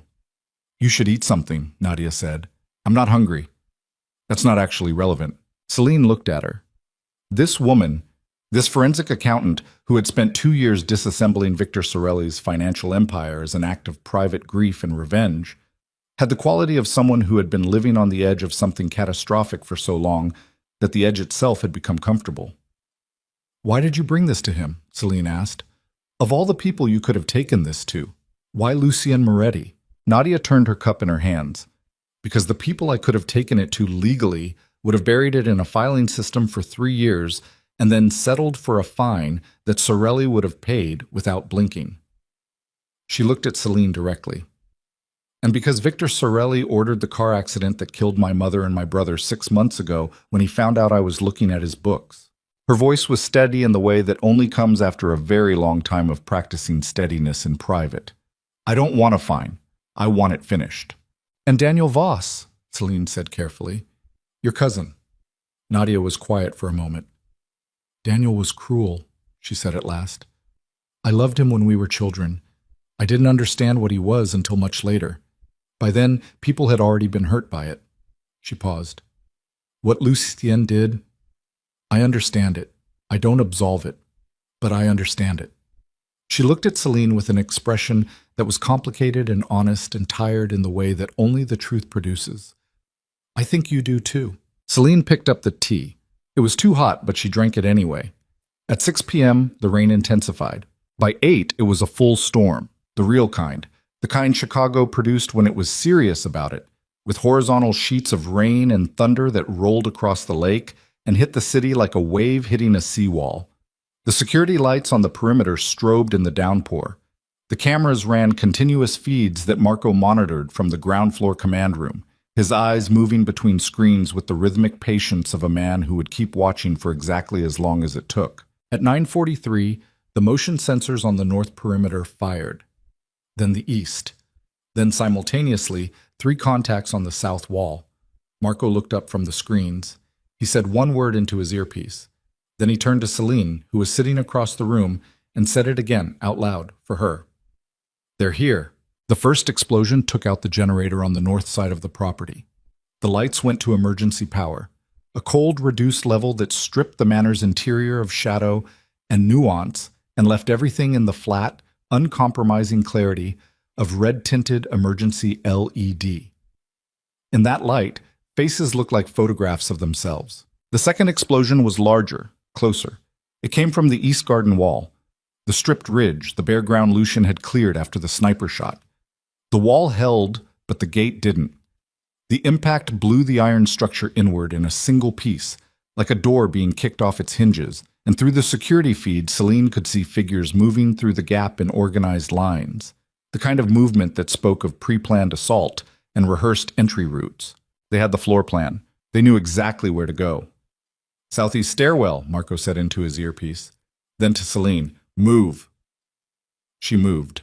The manor became a different building in the dark.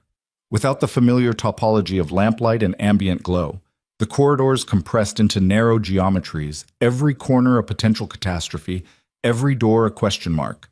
Marco moved ahead of her with a weapon she hadn't seen him draw, his body angled in a way that kept her behind his shoulder without being a direct physical barrier. A training stance, she recognized, the geometry of someone who knew exactly where the protected person needed to be in relation to himself. They made it to the southeast stairwell, up one floor, into the corridor outside Lucian's study. The shooting started below them. It was nothing like the movies.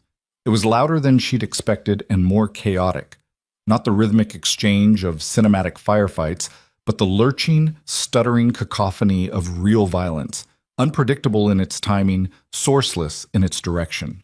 The sound traveled through the manor's walls and floors and arrived distorted, impossible to locate accurately.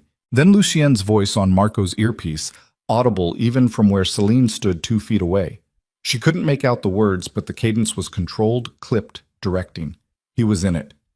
"Stay," Marco said. "Where is he?" "Ground floor, south corridor. He's—" "Stay." She stayed. She stood in the corridor with her back against the wall and her hands pressing the ballistic vest against her ribs as if she could hold herself together by external compression. Her breathing was too fast. She counted to 4 on the inhale, held it, counted to 4 on the exhale. Arya's brother, she thought. He does this for Arya. He won't die for a building. A man appeared at the end of the corridor. He wasn't one of Lucien's.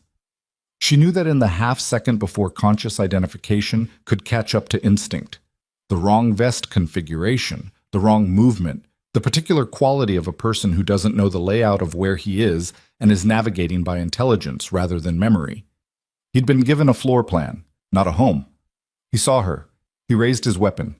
Marco was faster. The exchange lasted less than 2 seconds. The man at the end of the corridor went down. Marco stepped over his own shot's echo without changing his expression and looked back at Celine. She was still standing. She hadn't moved. She registered with the detached clarity of extreme adrenaline that she was not going to scream. Whatever Damon had done to the architecture of her responses, he had inadvertently produced this. A woman who had already experienced the worst thing she could imagine from a man who was supposed to be safe. Comparative fear assessment, she thought, in the hysterical corner of her mind that was still narrating. This is terrifying, but it is not the worst thing. The worst thing is already behind me. "You're okay," Marco said, though it came out more like a report than reassurance. "I know," she said. Downstairs, something large and structural broke. The sound came through the floor in a bass vibration that she felt in her sternum and the fillings of her back teeth. Then shouting, basso, multiple voices, Lucien's among them. She was almost certain, though she couldn't anchor the certainty to anything specific. Marco's earpiece crackled. He listened. His jaw tightened in the incremental way she'd learned to read as the expression he wore when things were costing more than projected. "Change of position," he said. "We're going down." "You said stay up. I know what I said." He looked at her. "Lucien has Victor's men contained in the south wing, but Damon Cross just entered through the northwest service entrance, alone." The name went through her like electricity through water. "He's heading for you specifically," Marco said. "Lucien's orders are that you relocate to the main hall where he can see you, where we can control the geometry." "He wants to use me as bait," Celine said. Marco didn't deny it. "He wants Damon visible and cornered. If Damon is chasing you, he's predictable. If he's loose in the house looking for you, he's not." She understood the logic. She hated the logic. She thought of what Nadia had said. "I want it finished," and felt the words in her own body like a tuning fork. "Let's go," she said. The main hall was a high-ceilinged space at the center of the manor's ground floor. The original entrance gallery, floor-to-ceiling windows on the east side now covered with ballistic film, a grand staircase at the north end, 4 corridor openings in the cardinal directions. It was a spoke and hub design. Control the hub, you controlled access from everywhere. 3 of Lucien's men were positioned at the corridor openings.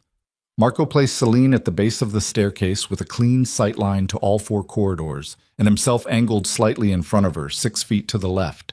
The emergency lighting painted everyone in the same flat crimson. Then the south corridor erupted. Lucien came through it backward, firing into the corridor behind him while moving at a controlled retreat that looked nothing like flight and everything like tactical repositioning. 2 of his men flanked him, leapfrogging coverage positions with the synchronized precision of people who had practiced this specific choreography. The fight at the end of the south corridor was still going. Celine could see it in brief, strobing impressions. The muzzle flash, the silhouettes, the violent and impersonal mathematics of men trying to kill each other. Then the south corridor went quiet. Lucien turned into the main hall. He was breathing hard. The first time she'd seen any physical evidence of exertion on him, the rise and fall of his chest elevated beyond its habitual control. There was blood on his left forearm, soaking through the sleeve of his shirt, dark and spreading. Not arterial. The arm was moving, functional, but real. He'd been hit. His eyes found hers across the hall. A scan, an inventory. She watched him assess the vest, the position, the expression on her face. Something shifted in his eyes. Not relief exactly, but the abrupt cessation of a particular tension, the unclenching of something that had been held rigid. Then his eyes moved past her to the northwest corridor. "Marco?" he said. Marco had already turned. Damon Cross walked out of the northwest corridor with a gun in his right hand and the expression of a man who had spent 2 weeks being told he was a weapon and had decided, finally, to believe it. He was dressed wrong for everything around him. Civilian clothes, no vest, no tactical training visible in his posture, but the gun was real and his hand was steady, which was enough. He looked at the room. He looked at the armed men. He looked at Lucien, and something worked across his face. Recognition, hatred, the specific fury of a man confronting the living proof of his own inadequacy. Then he looked at Celine. Everything else in the room reduced to background. "Hey, baby," he said.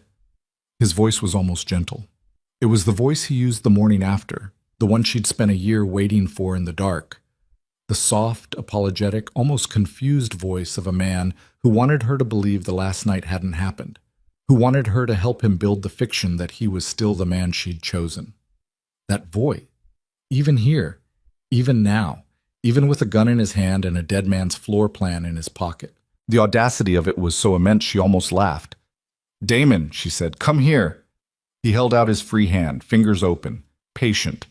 "We're leaving, you and me. You don't belong here, you never belonged here. Come on." "Put the gun down," Lucien said from across the hall.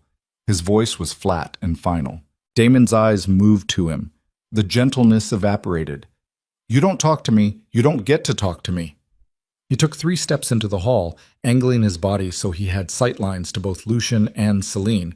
He was thinking tactically. She could see it, the approximation of tactical thinking, learned from someone else, wearing it poorly. "I know what you are. I know everything about you and your whole operation. I've been inside this house for 4 months. He shook his head. "You thought you were so untouchable. You thought nobody could get through your walls." Lucien said nothing. He stood very still with his bleeding arm at his side, watching Damon with the unhurried attention of a man waiting for the specific moment. "She called you," Damon said. His voice cracked on the word called, just slightly, just once. The fracture point of 2 years of constructed narrative meeting the reality that the woman he had systematically destroyed had found something he couldn't take from her. "After everything I did to make sure she wouldn't, after everything, she still called you." "Damon!" Celine's voice was steady. She didn't know where the steadiness came from, but she held on to it. "This is over. You know that. Whatever Victor Sorelli promised you, look around. It's over." "It's not over." "It is." She took 1 step toward him, not toward the gun, toward the man behind it, the man she had known, however badly she had known him, however engineered that knowing had been. There was something in him she could still reach, not to forgive, never to forgive, but to use. "You're alone, Damon. Victor's men are finished. You're standing in a room full of people who know exactly who you are and what you did. There's no version of this where you walk out with me. There's no version of this that goes the way you want it to go. His jaw worked. His gun hand flexed once. A micro movement, a check of grip, the physical tell of someone working through whether to use it. I loved you, he said. And the awfulness of it was that somewhere in the wreckage, beneath the calculation and the cruelty and the 2 years of engineered destruction, that was probably true. The most terrible things are always partially true. I know you think I didn't. I know you think it was all... He stopped. But I loved you. I know, she said. It wasn't forgiveness. It wasn't absolution. It was acknowledgement. The bare, brutal, adult acknowledgement that the worst things are never clean, never simple, never the province of monsters who can be neatly separated from the human beings they once were. She looked at Damon Cross, the man who had been recruited to destroy her, who had executed the recruitment with authentic feeling, who had somehow found a way to be both instrument and person simultaneously, which was the most human and most damning thing about the whole catastrophe. I know, she said again, and I'm telling you to put the gun down. Not for me. For you.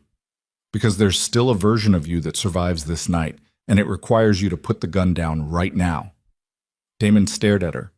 His eyes were glassy.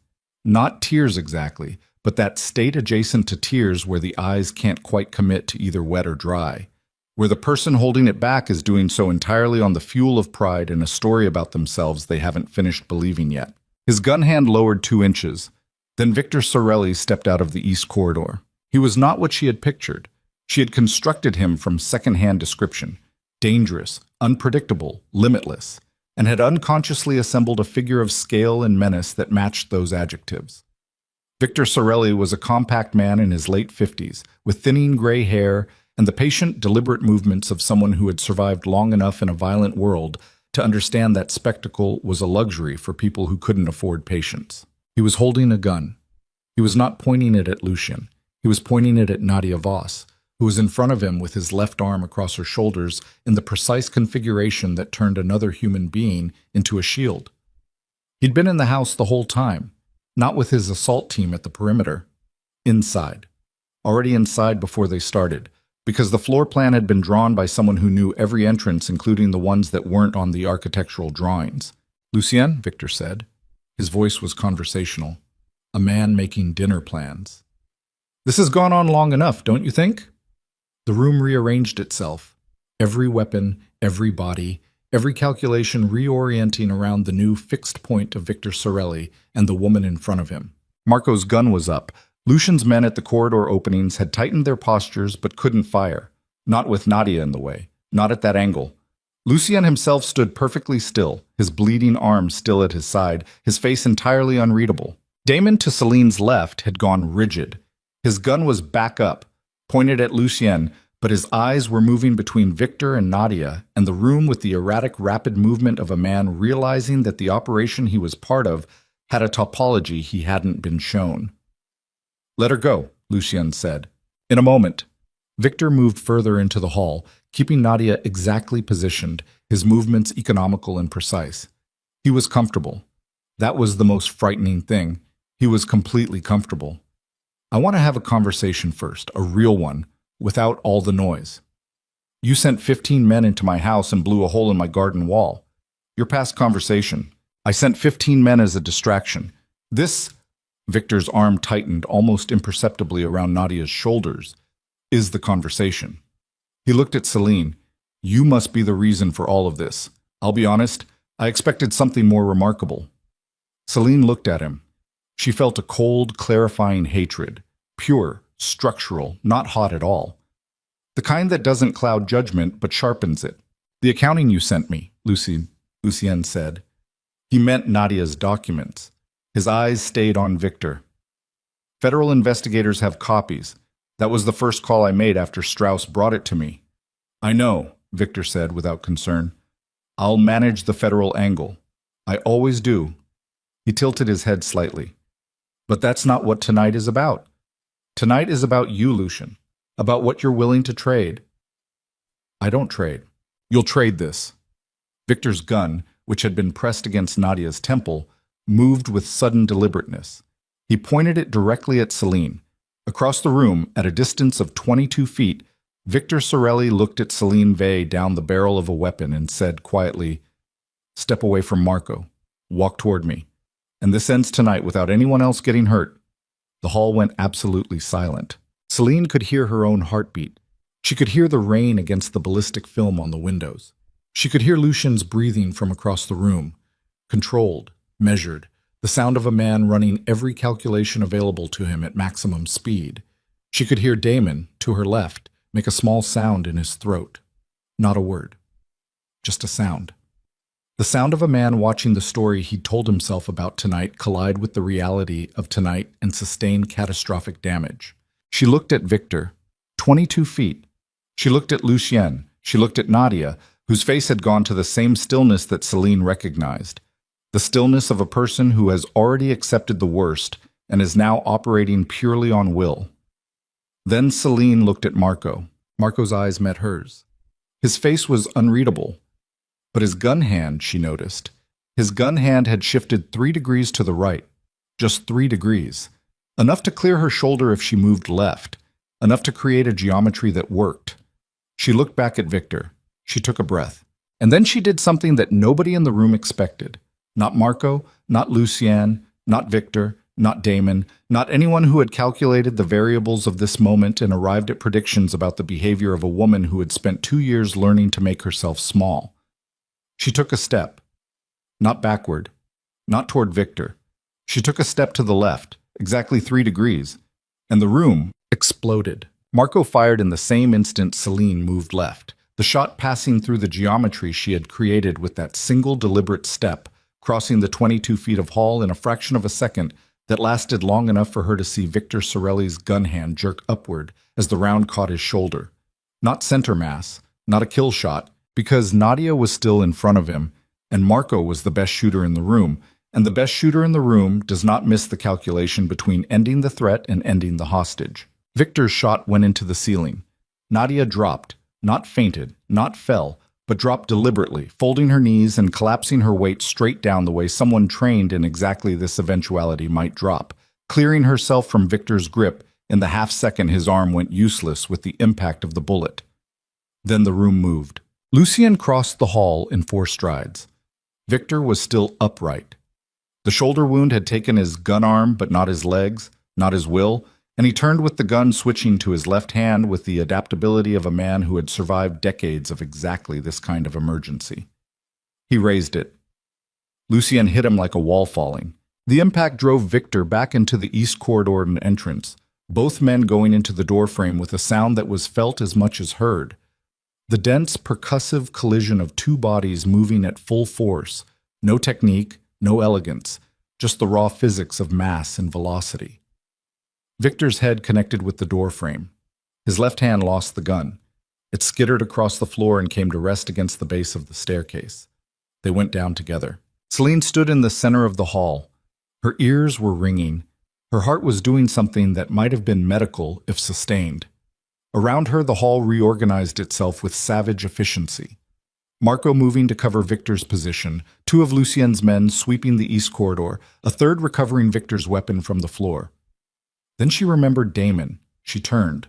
He was still in the northwest corridor entrance, exactly where he'd been standing when Victor stepped out, exactly where the entire geometry of the room had shifted and left him stranded. No longer the man with a plan, no longer the recruited asset executing a mission, just a man with a gun in a room where everything had gone wrong simultaneously, and the woman he'd come to reclaim was standing 20 feet away, looking at him with an expression he'd never seen on her face before. Not fear. Not the terrible provisional hope she'd worn for 2 years. That fragile, awful hopefulness that said, maybe this time, maybe tonight, maybe if I do everything right. She was looking at him the way she might look at a car wreck she'd already driven past. Something that had happened to her. Something that was over. Damon's gun was still up, but his arm had the wrong tension in it. The trembling, overcorrecting tension of a limb that had been prepared for one confrontation and found a different one. His eyes moved between Celine and the sound of Lucien and Victor fighting in the corridor behind her, and the armed men who were now, with the casual deliberateness of professionals cleaning up after a job, orienting their attention toward him. Damon, Celine said. His eyes came back to her. Just her. The rest of the room fell away for him in the way she recognized. The tunnel vision of obsession, the narrowing of the entire world down to one fixed point. It had been the thing she feared most about him. Standing here, now, on this side of it, she understood it differently. Not as power, but as poverty. The poverty of a man who had invested everything in one person because he had nothing else, and called that love because he didn't know the difference. "This isn't what you wanted," she said. Her voice was level. She wasn't performing calm. She was simply, oddly, calm. The way the air is calm directly after lightning has discharged. "None of this is what you wanted. You wanted me to need you. You wanted to be necessary." She took one step toward him, not in submission, in the particular authority of a person who has already survived the worst this man could do. "I needed you once. That part was real. And you burned it down. You burned it down so slowly and so completely that by the time I understood what was happening, there was nothing left." Damon's jaw worked. His gun arm trembled. "I'm not going to forgive you," she said. "I want you to hear that clearly.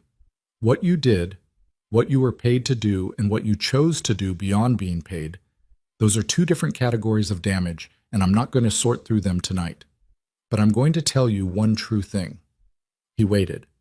He was always waiting for her to offer him something. That never changed. "You still have a choice," she said. "Right now. In this room.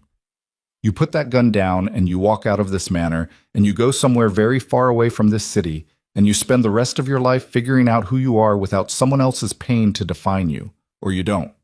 She held his eyes. "But you don't get me either way. That choice doesn't exist anymore." The gun came down, not all at once, in stages, like a structure losing load-bearing integrity, one element at a time. His elbow bent, his wrist dropped. The barrel angled toward the floor. His whole body seemed to exhale something it had been holding for years, some rigidity of conviction that had kept him upright through everything, and without it he looked suddenly, surprisingly young, like the person he might have been before whatever had made him the person he was. He set the gun on the floor. He straightened up. He looked at Celine one more time, a look that she would spend a long time afterward trying to categorize, and eventually stop trying because some things resist the taxonomy of language. Then Marco stepped forward, and two men flanked Damon, and he let them take him without resistance. In the corridor behind her, the sounds of struggle had stopped. She turned around. Lucien was standing. Victor Sorelli was on the floor with his back against the wall, his right arm held at an angle that indicated the shoulder wound had been compounded by the fight, his face the color of old concrete. He was conscious.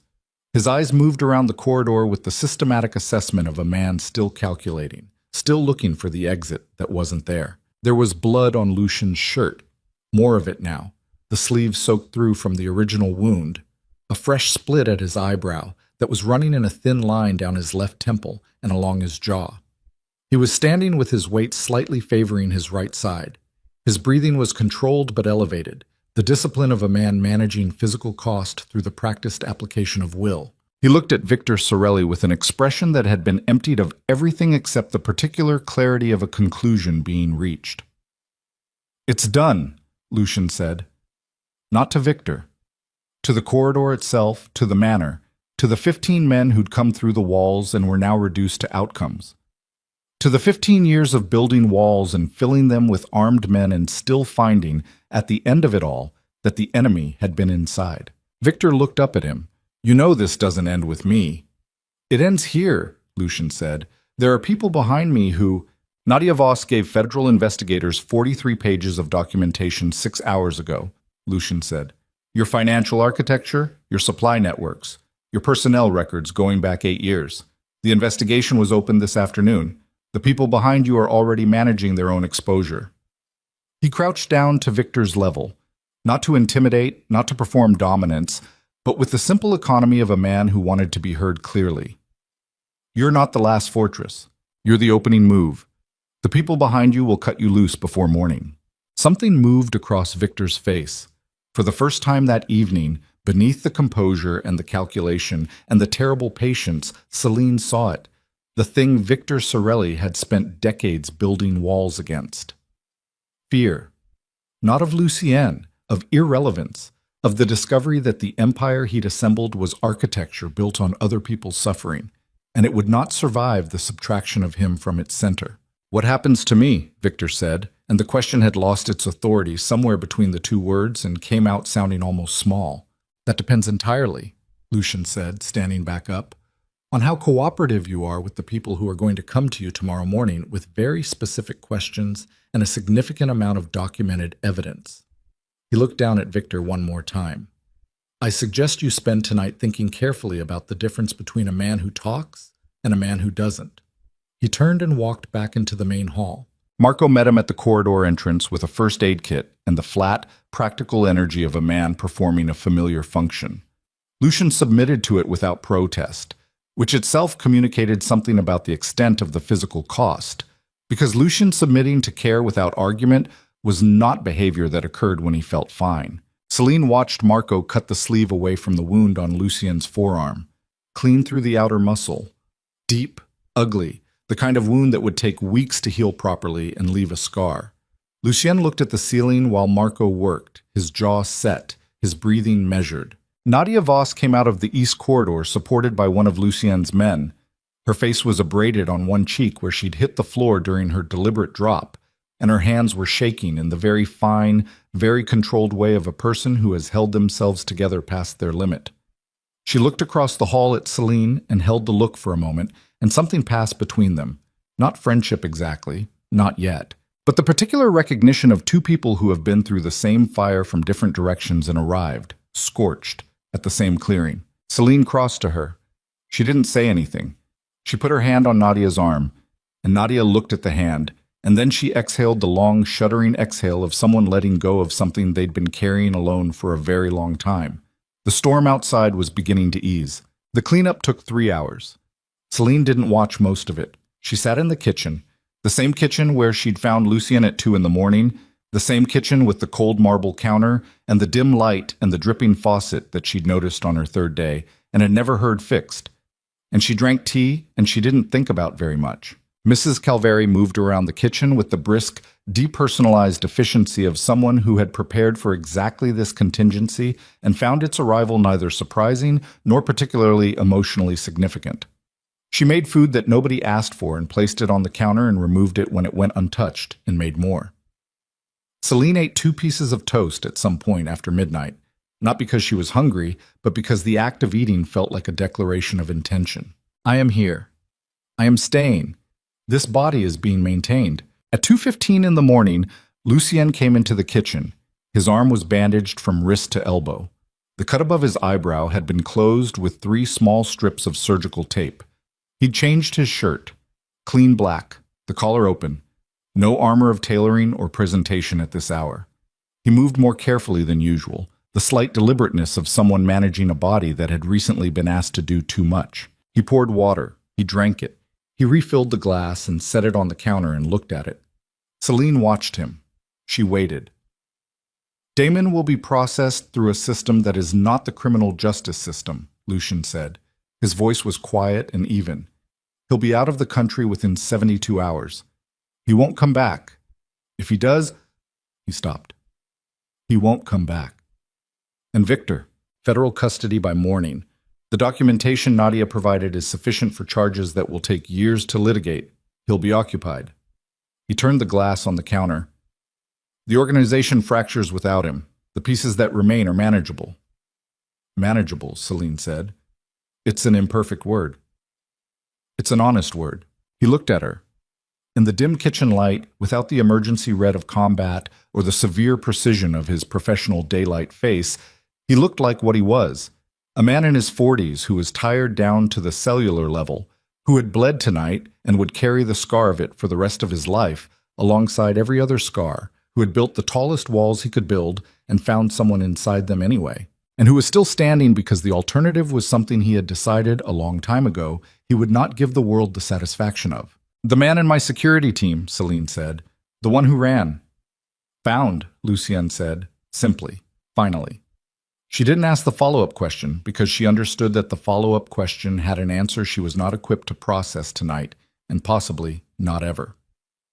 They sat in silence for a while. The faucet dripped. Outside, the last of the storm moved east over the lake, the thunder becoming distant, the rain thinning to a mist that the city would wear through morning. "I need to ask you something," Celine said. "Ask. When this is over, when the federal case is built, and Sorelli is in custody, and Damon is gone, and all the external justifications for all of this are resolved." She chose her words carefully, each one placed like a foot on uncertain ground. "What are you going to do?" Lucien was quiet for a long time, long enough that she thought he might not answer. Then, "I've been thinking about that." "Since when?" "Since the night you arrived." He picked up his water glass and set it down without drinking. "I told you that I built all of this on one principle. No monster walks free twice." He paused. "That principle served its function.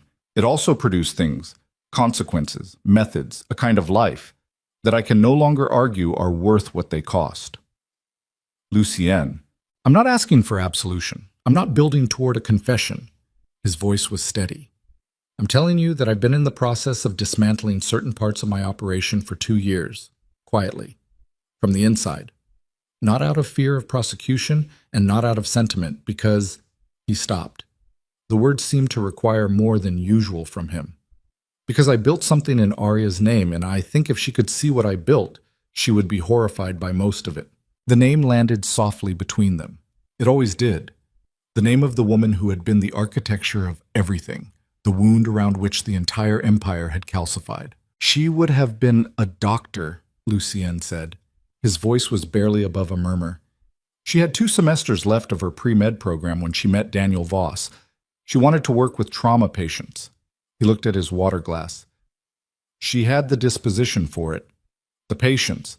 He made a gesture with his undamaged hand, a small, incomplete motion that said more than the words he didn't complete. "She was better than I was. She was always better than I was." Celine reached across the counter. She put her hand over his.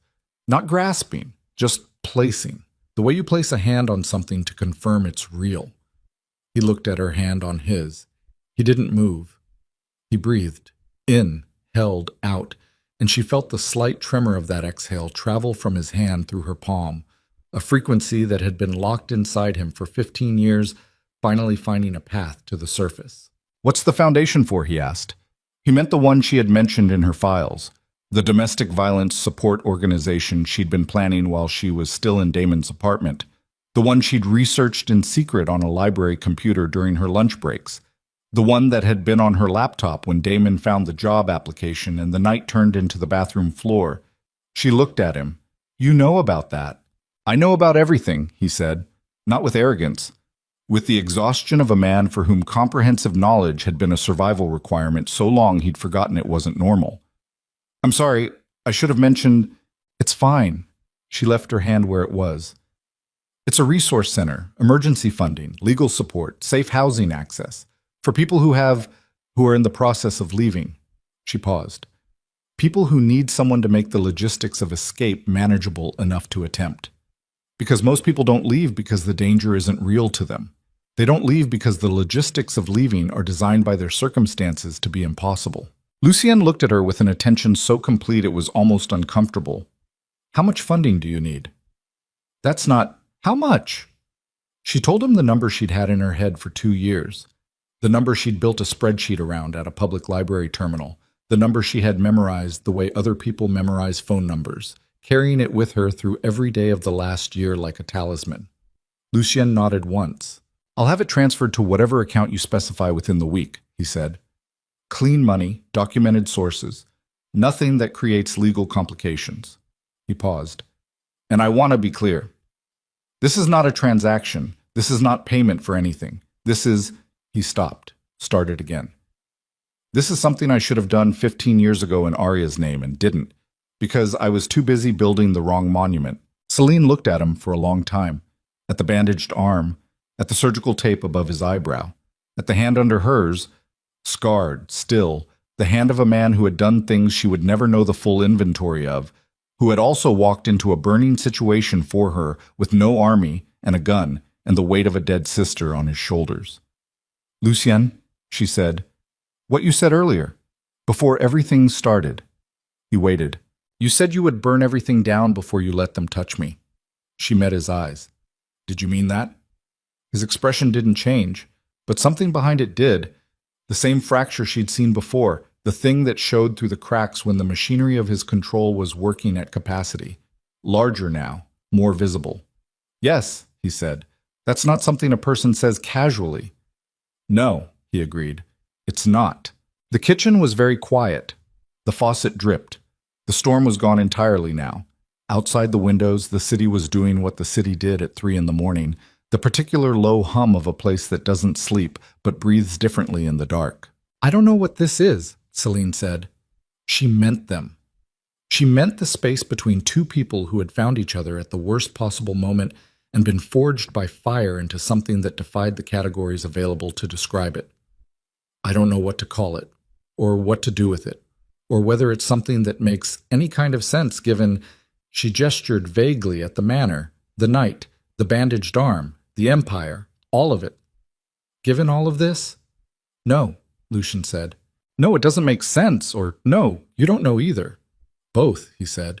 And for the first time since she'd climbed into that SUV in the rain 17 days ago, something in his face shifted into the shape of what it had been in a different city, in a different century.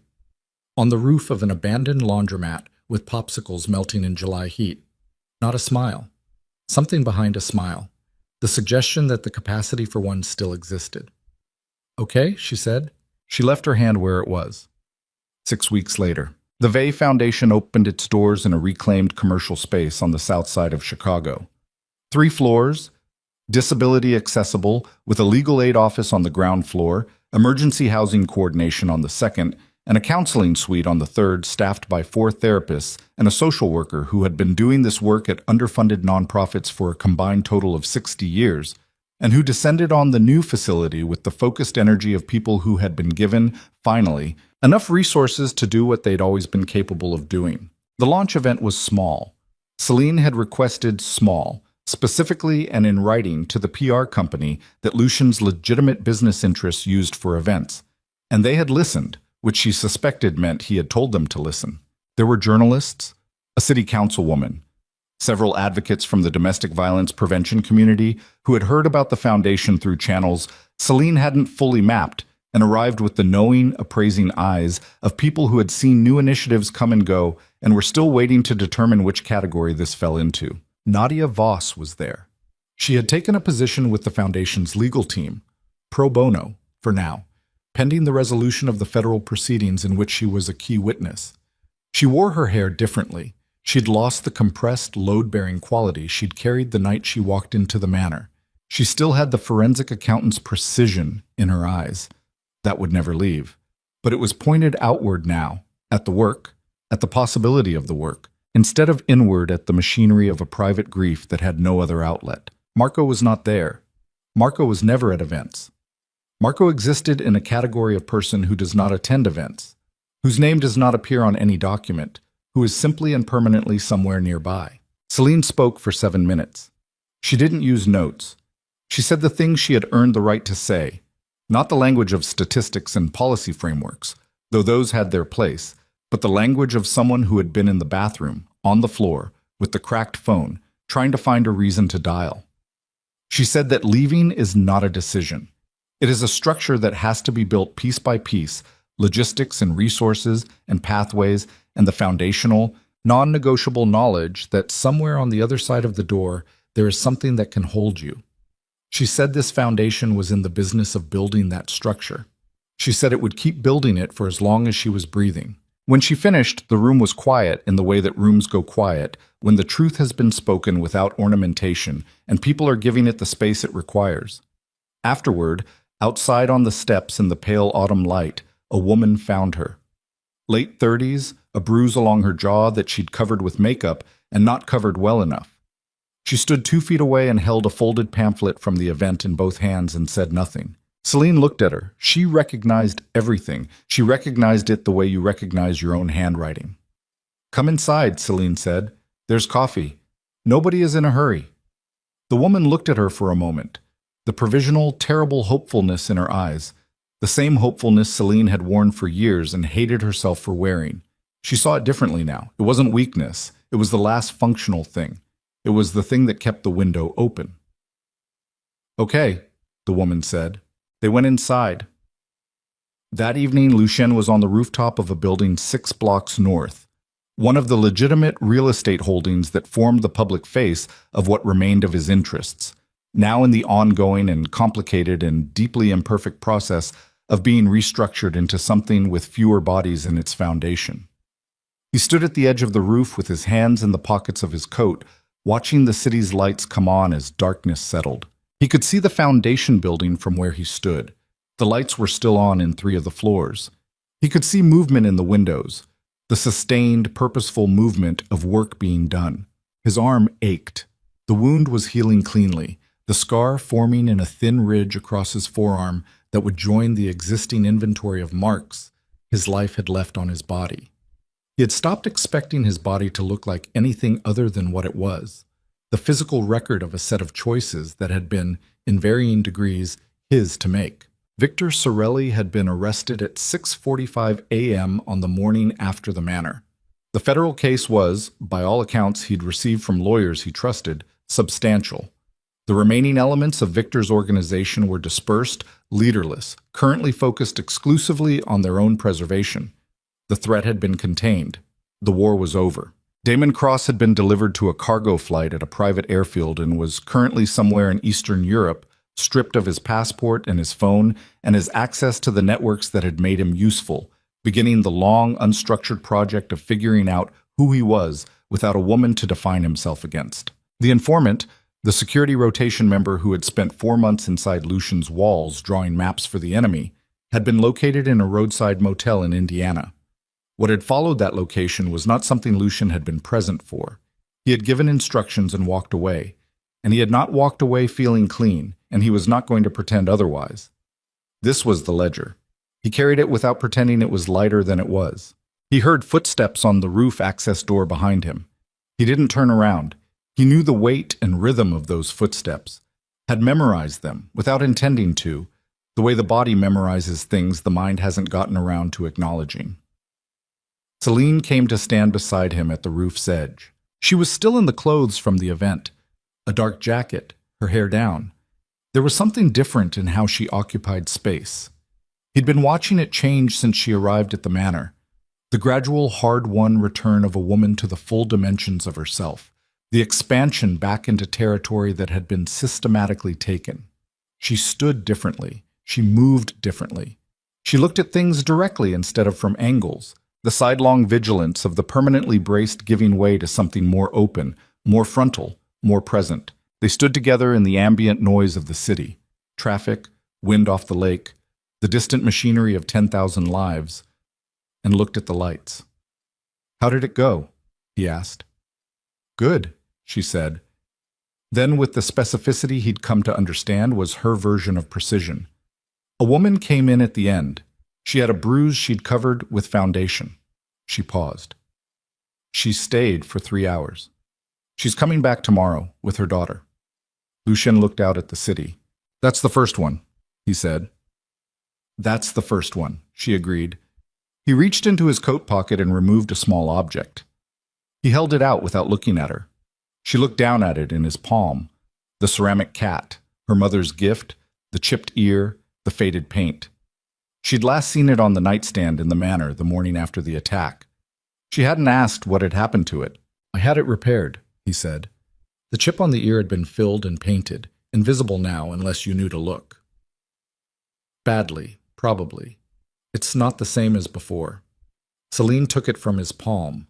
She turned it over in her hands, feeling the weight of it, the repaired ear, the difference between what it had been and what it was now.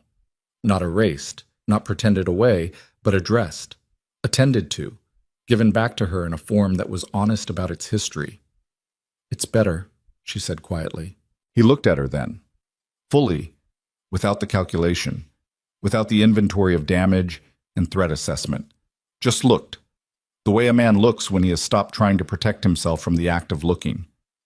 What happens now? He asked. She turned to face him. The city hummed below them. The lake was a black expanse beyond the grid of lights, the horizon where water and sky made no distinction. Somewhere out there, the storm of the last 3 weeks was dissipating over open water, breaking apart into weather, returning to the atmosphere. I open the foundation every morning, she said. I build the thing I need to build. I figure out who I am when I'm not surviving something. And this? He meant them. The question was the same one she'd asked in the kitchen, stripped down to its simplest form. Celine looked at him for a long moment, at the scar on his hand, at the faint line from the surgical tape above his eyebrow, already fading, at the face that had been so many things to her in 17 days, stranger, protector, weapon, grief carrier, the boy from the rooftop, the man from the rain. I don't know yet, she said. I think that's the first honest answer I've given about anything in 2 years. Something in his expression settled. Not relief, not resolution, but the particular stillness of a man who has been handed an honest answer when he expected a performed one, and has found the honesty sufficient, more than sufficient. I can work with not knowing yet, he said. I thought you might, she said. Below them, the city moved and breathed and continued its enormous, indifferent, necessary life. The lights of the foundation building were still on. Someone was still working. The first woman and her daughter were somewhere in the city tonight, having left the building with a folder of resources and an appointment for tomorrow and the small, fragile, non-trivial knowledge that there was a door they could walk through. Lucien Moretti stood on the roof of a building that was in the long process of becoming something different from what it had been, beside a woman who was in the same process, in the same city, in the same autumn light, and he did not know what came next. He had spent 15 years knowing what came next. He had built his entire existence around the elimination of uncertainty, the control of variables, the architecture of a life in which surprise was a vulnerability to be engineered away. Standing here not knowing, he found it was bearable. More than bearable. The wind came off the lake, carrying the cold mineral smell of deep water and coming winter, and Celine turned her face toward it with her eyes closed, and Lucien watched her do it, and the city below them was lit like a map of everything that was still possible. And the storm was over, and the night was clear, and somewhere in it, 2 people who had found each other in the worst of circumstances were standing at the edge of something that didn't have a name yet. That was enough. That was, for now, exactly enough.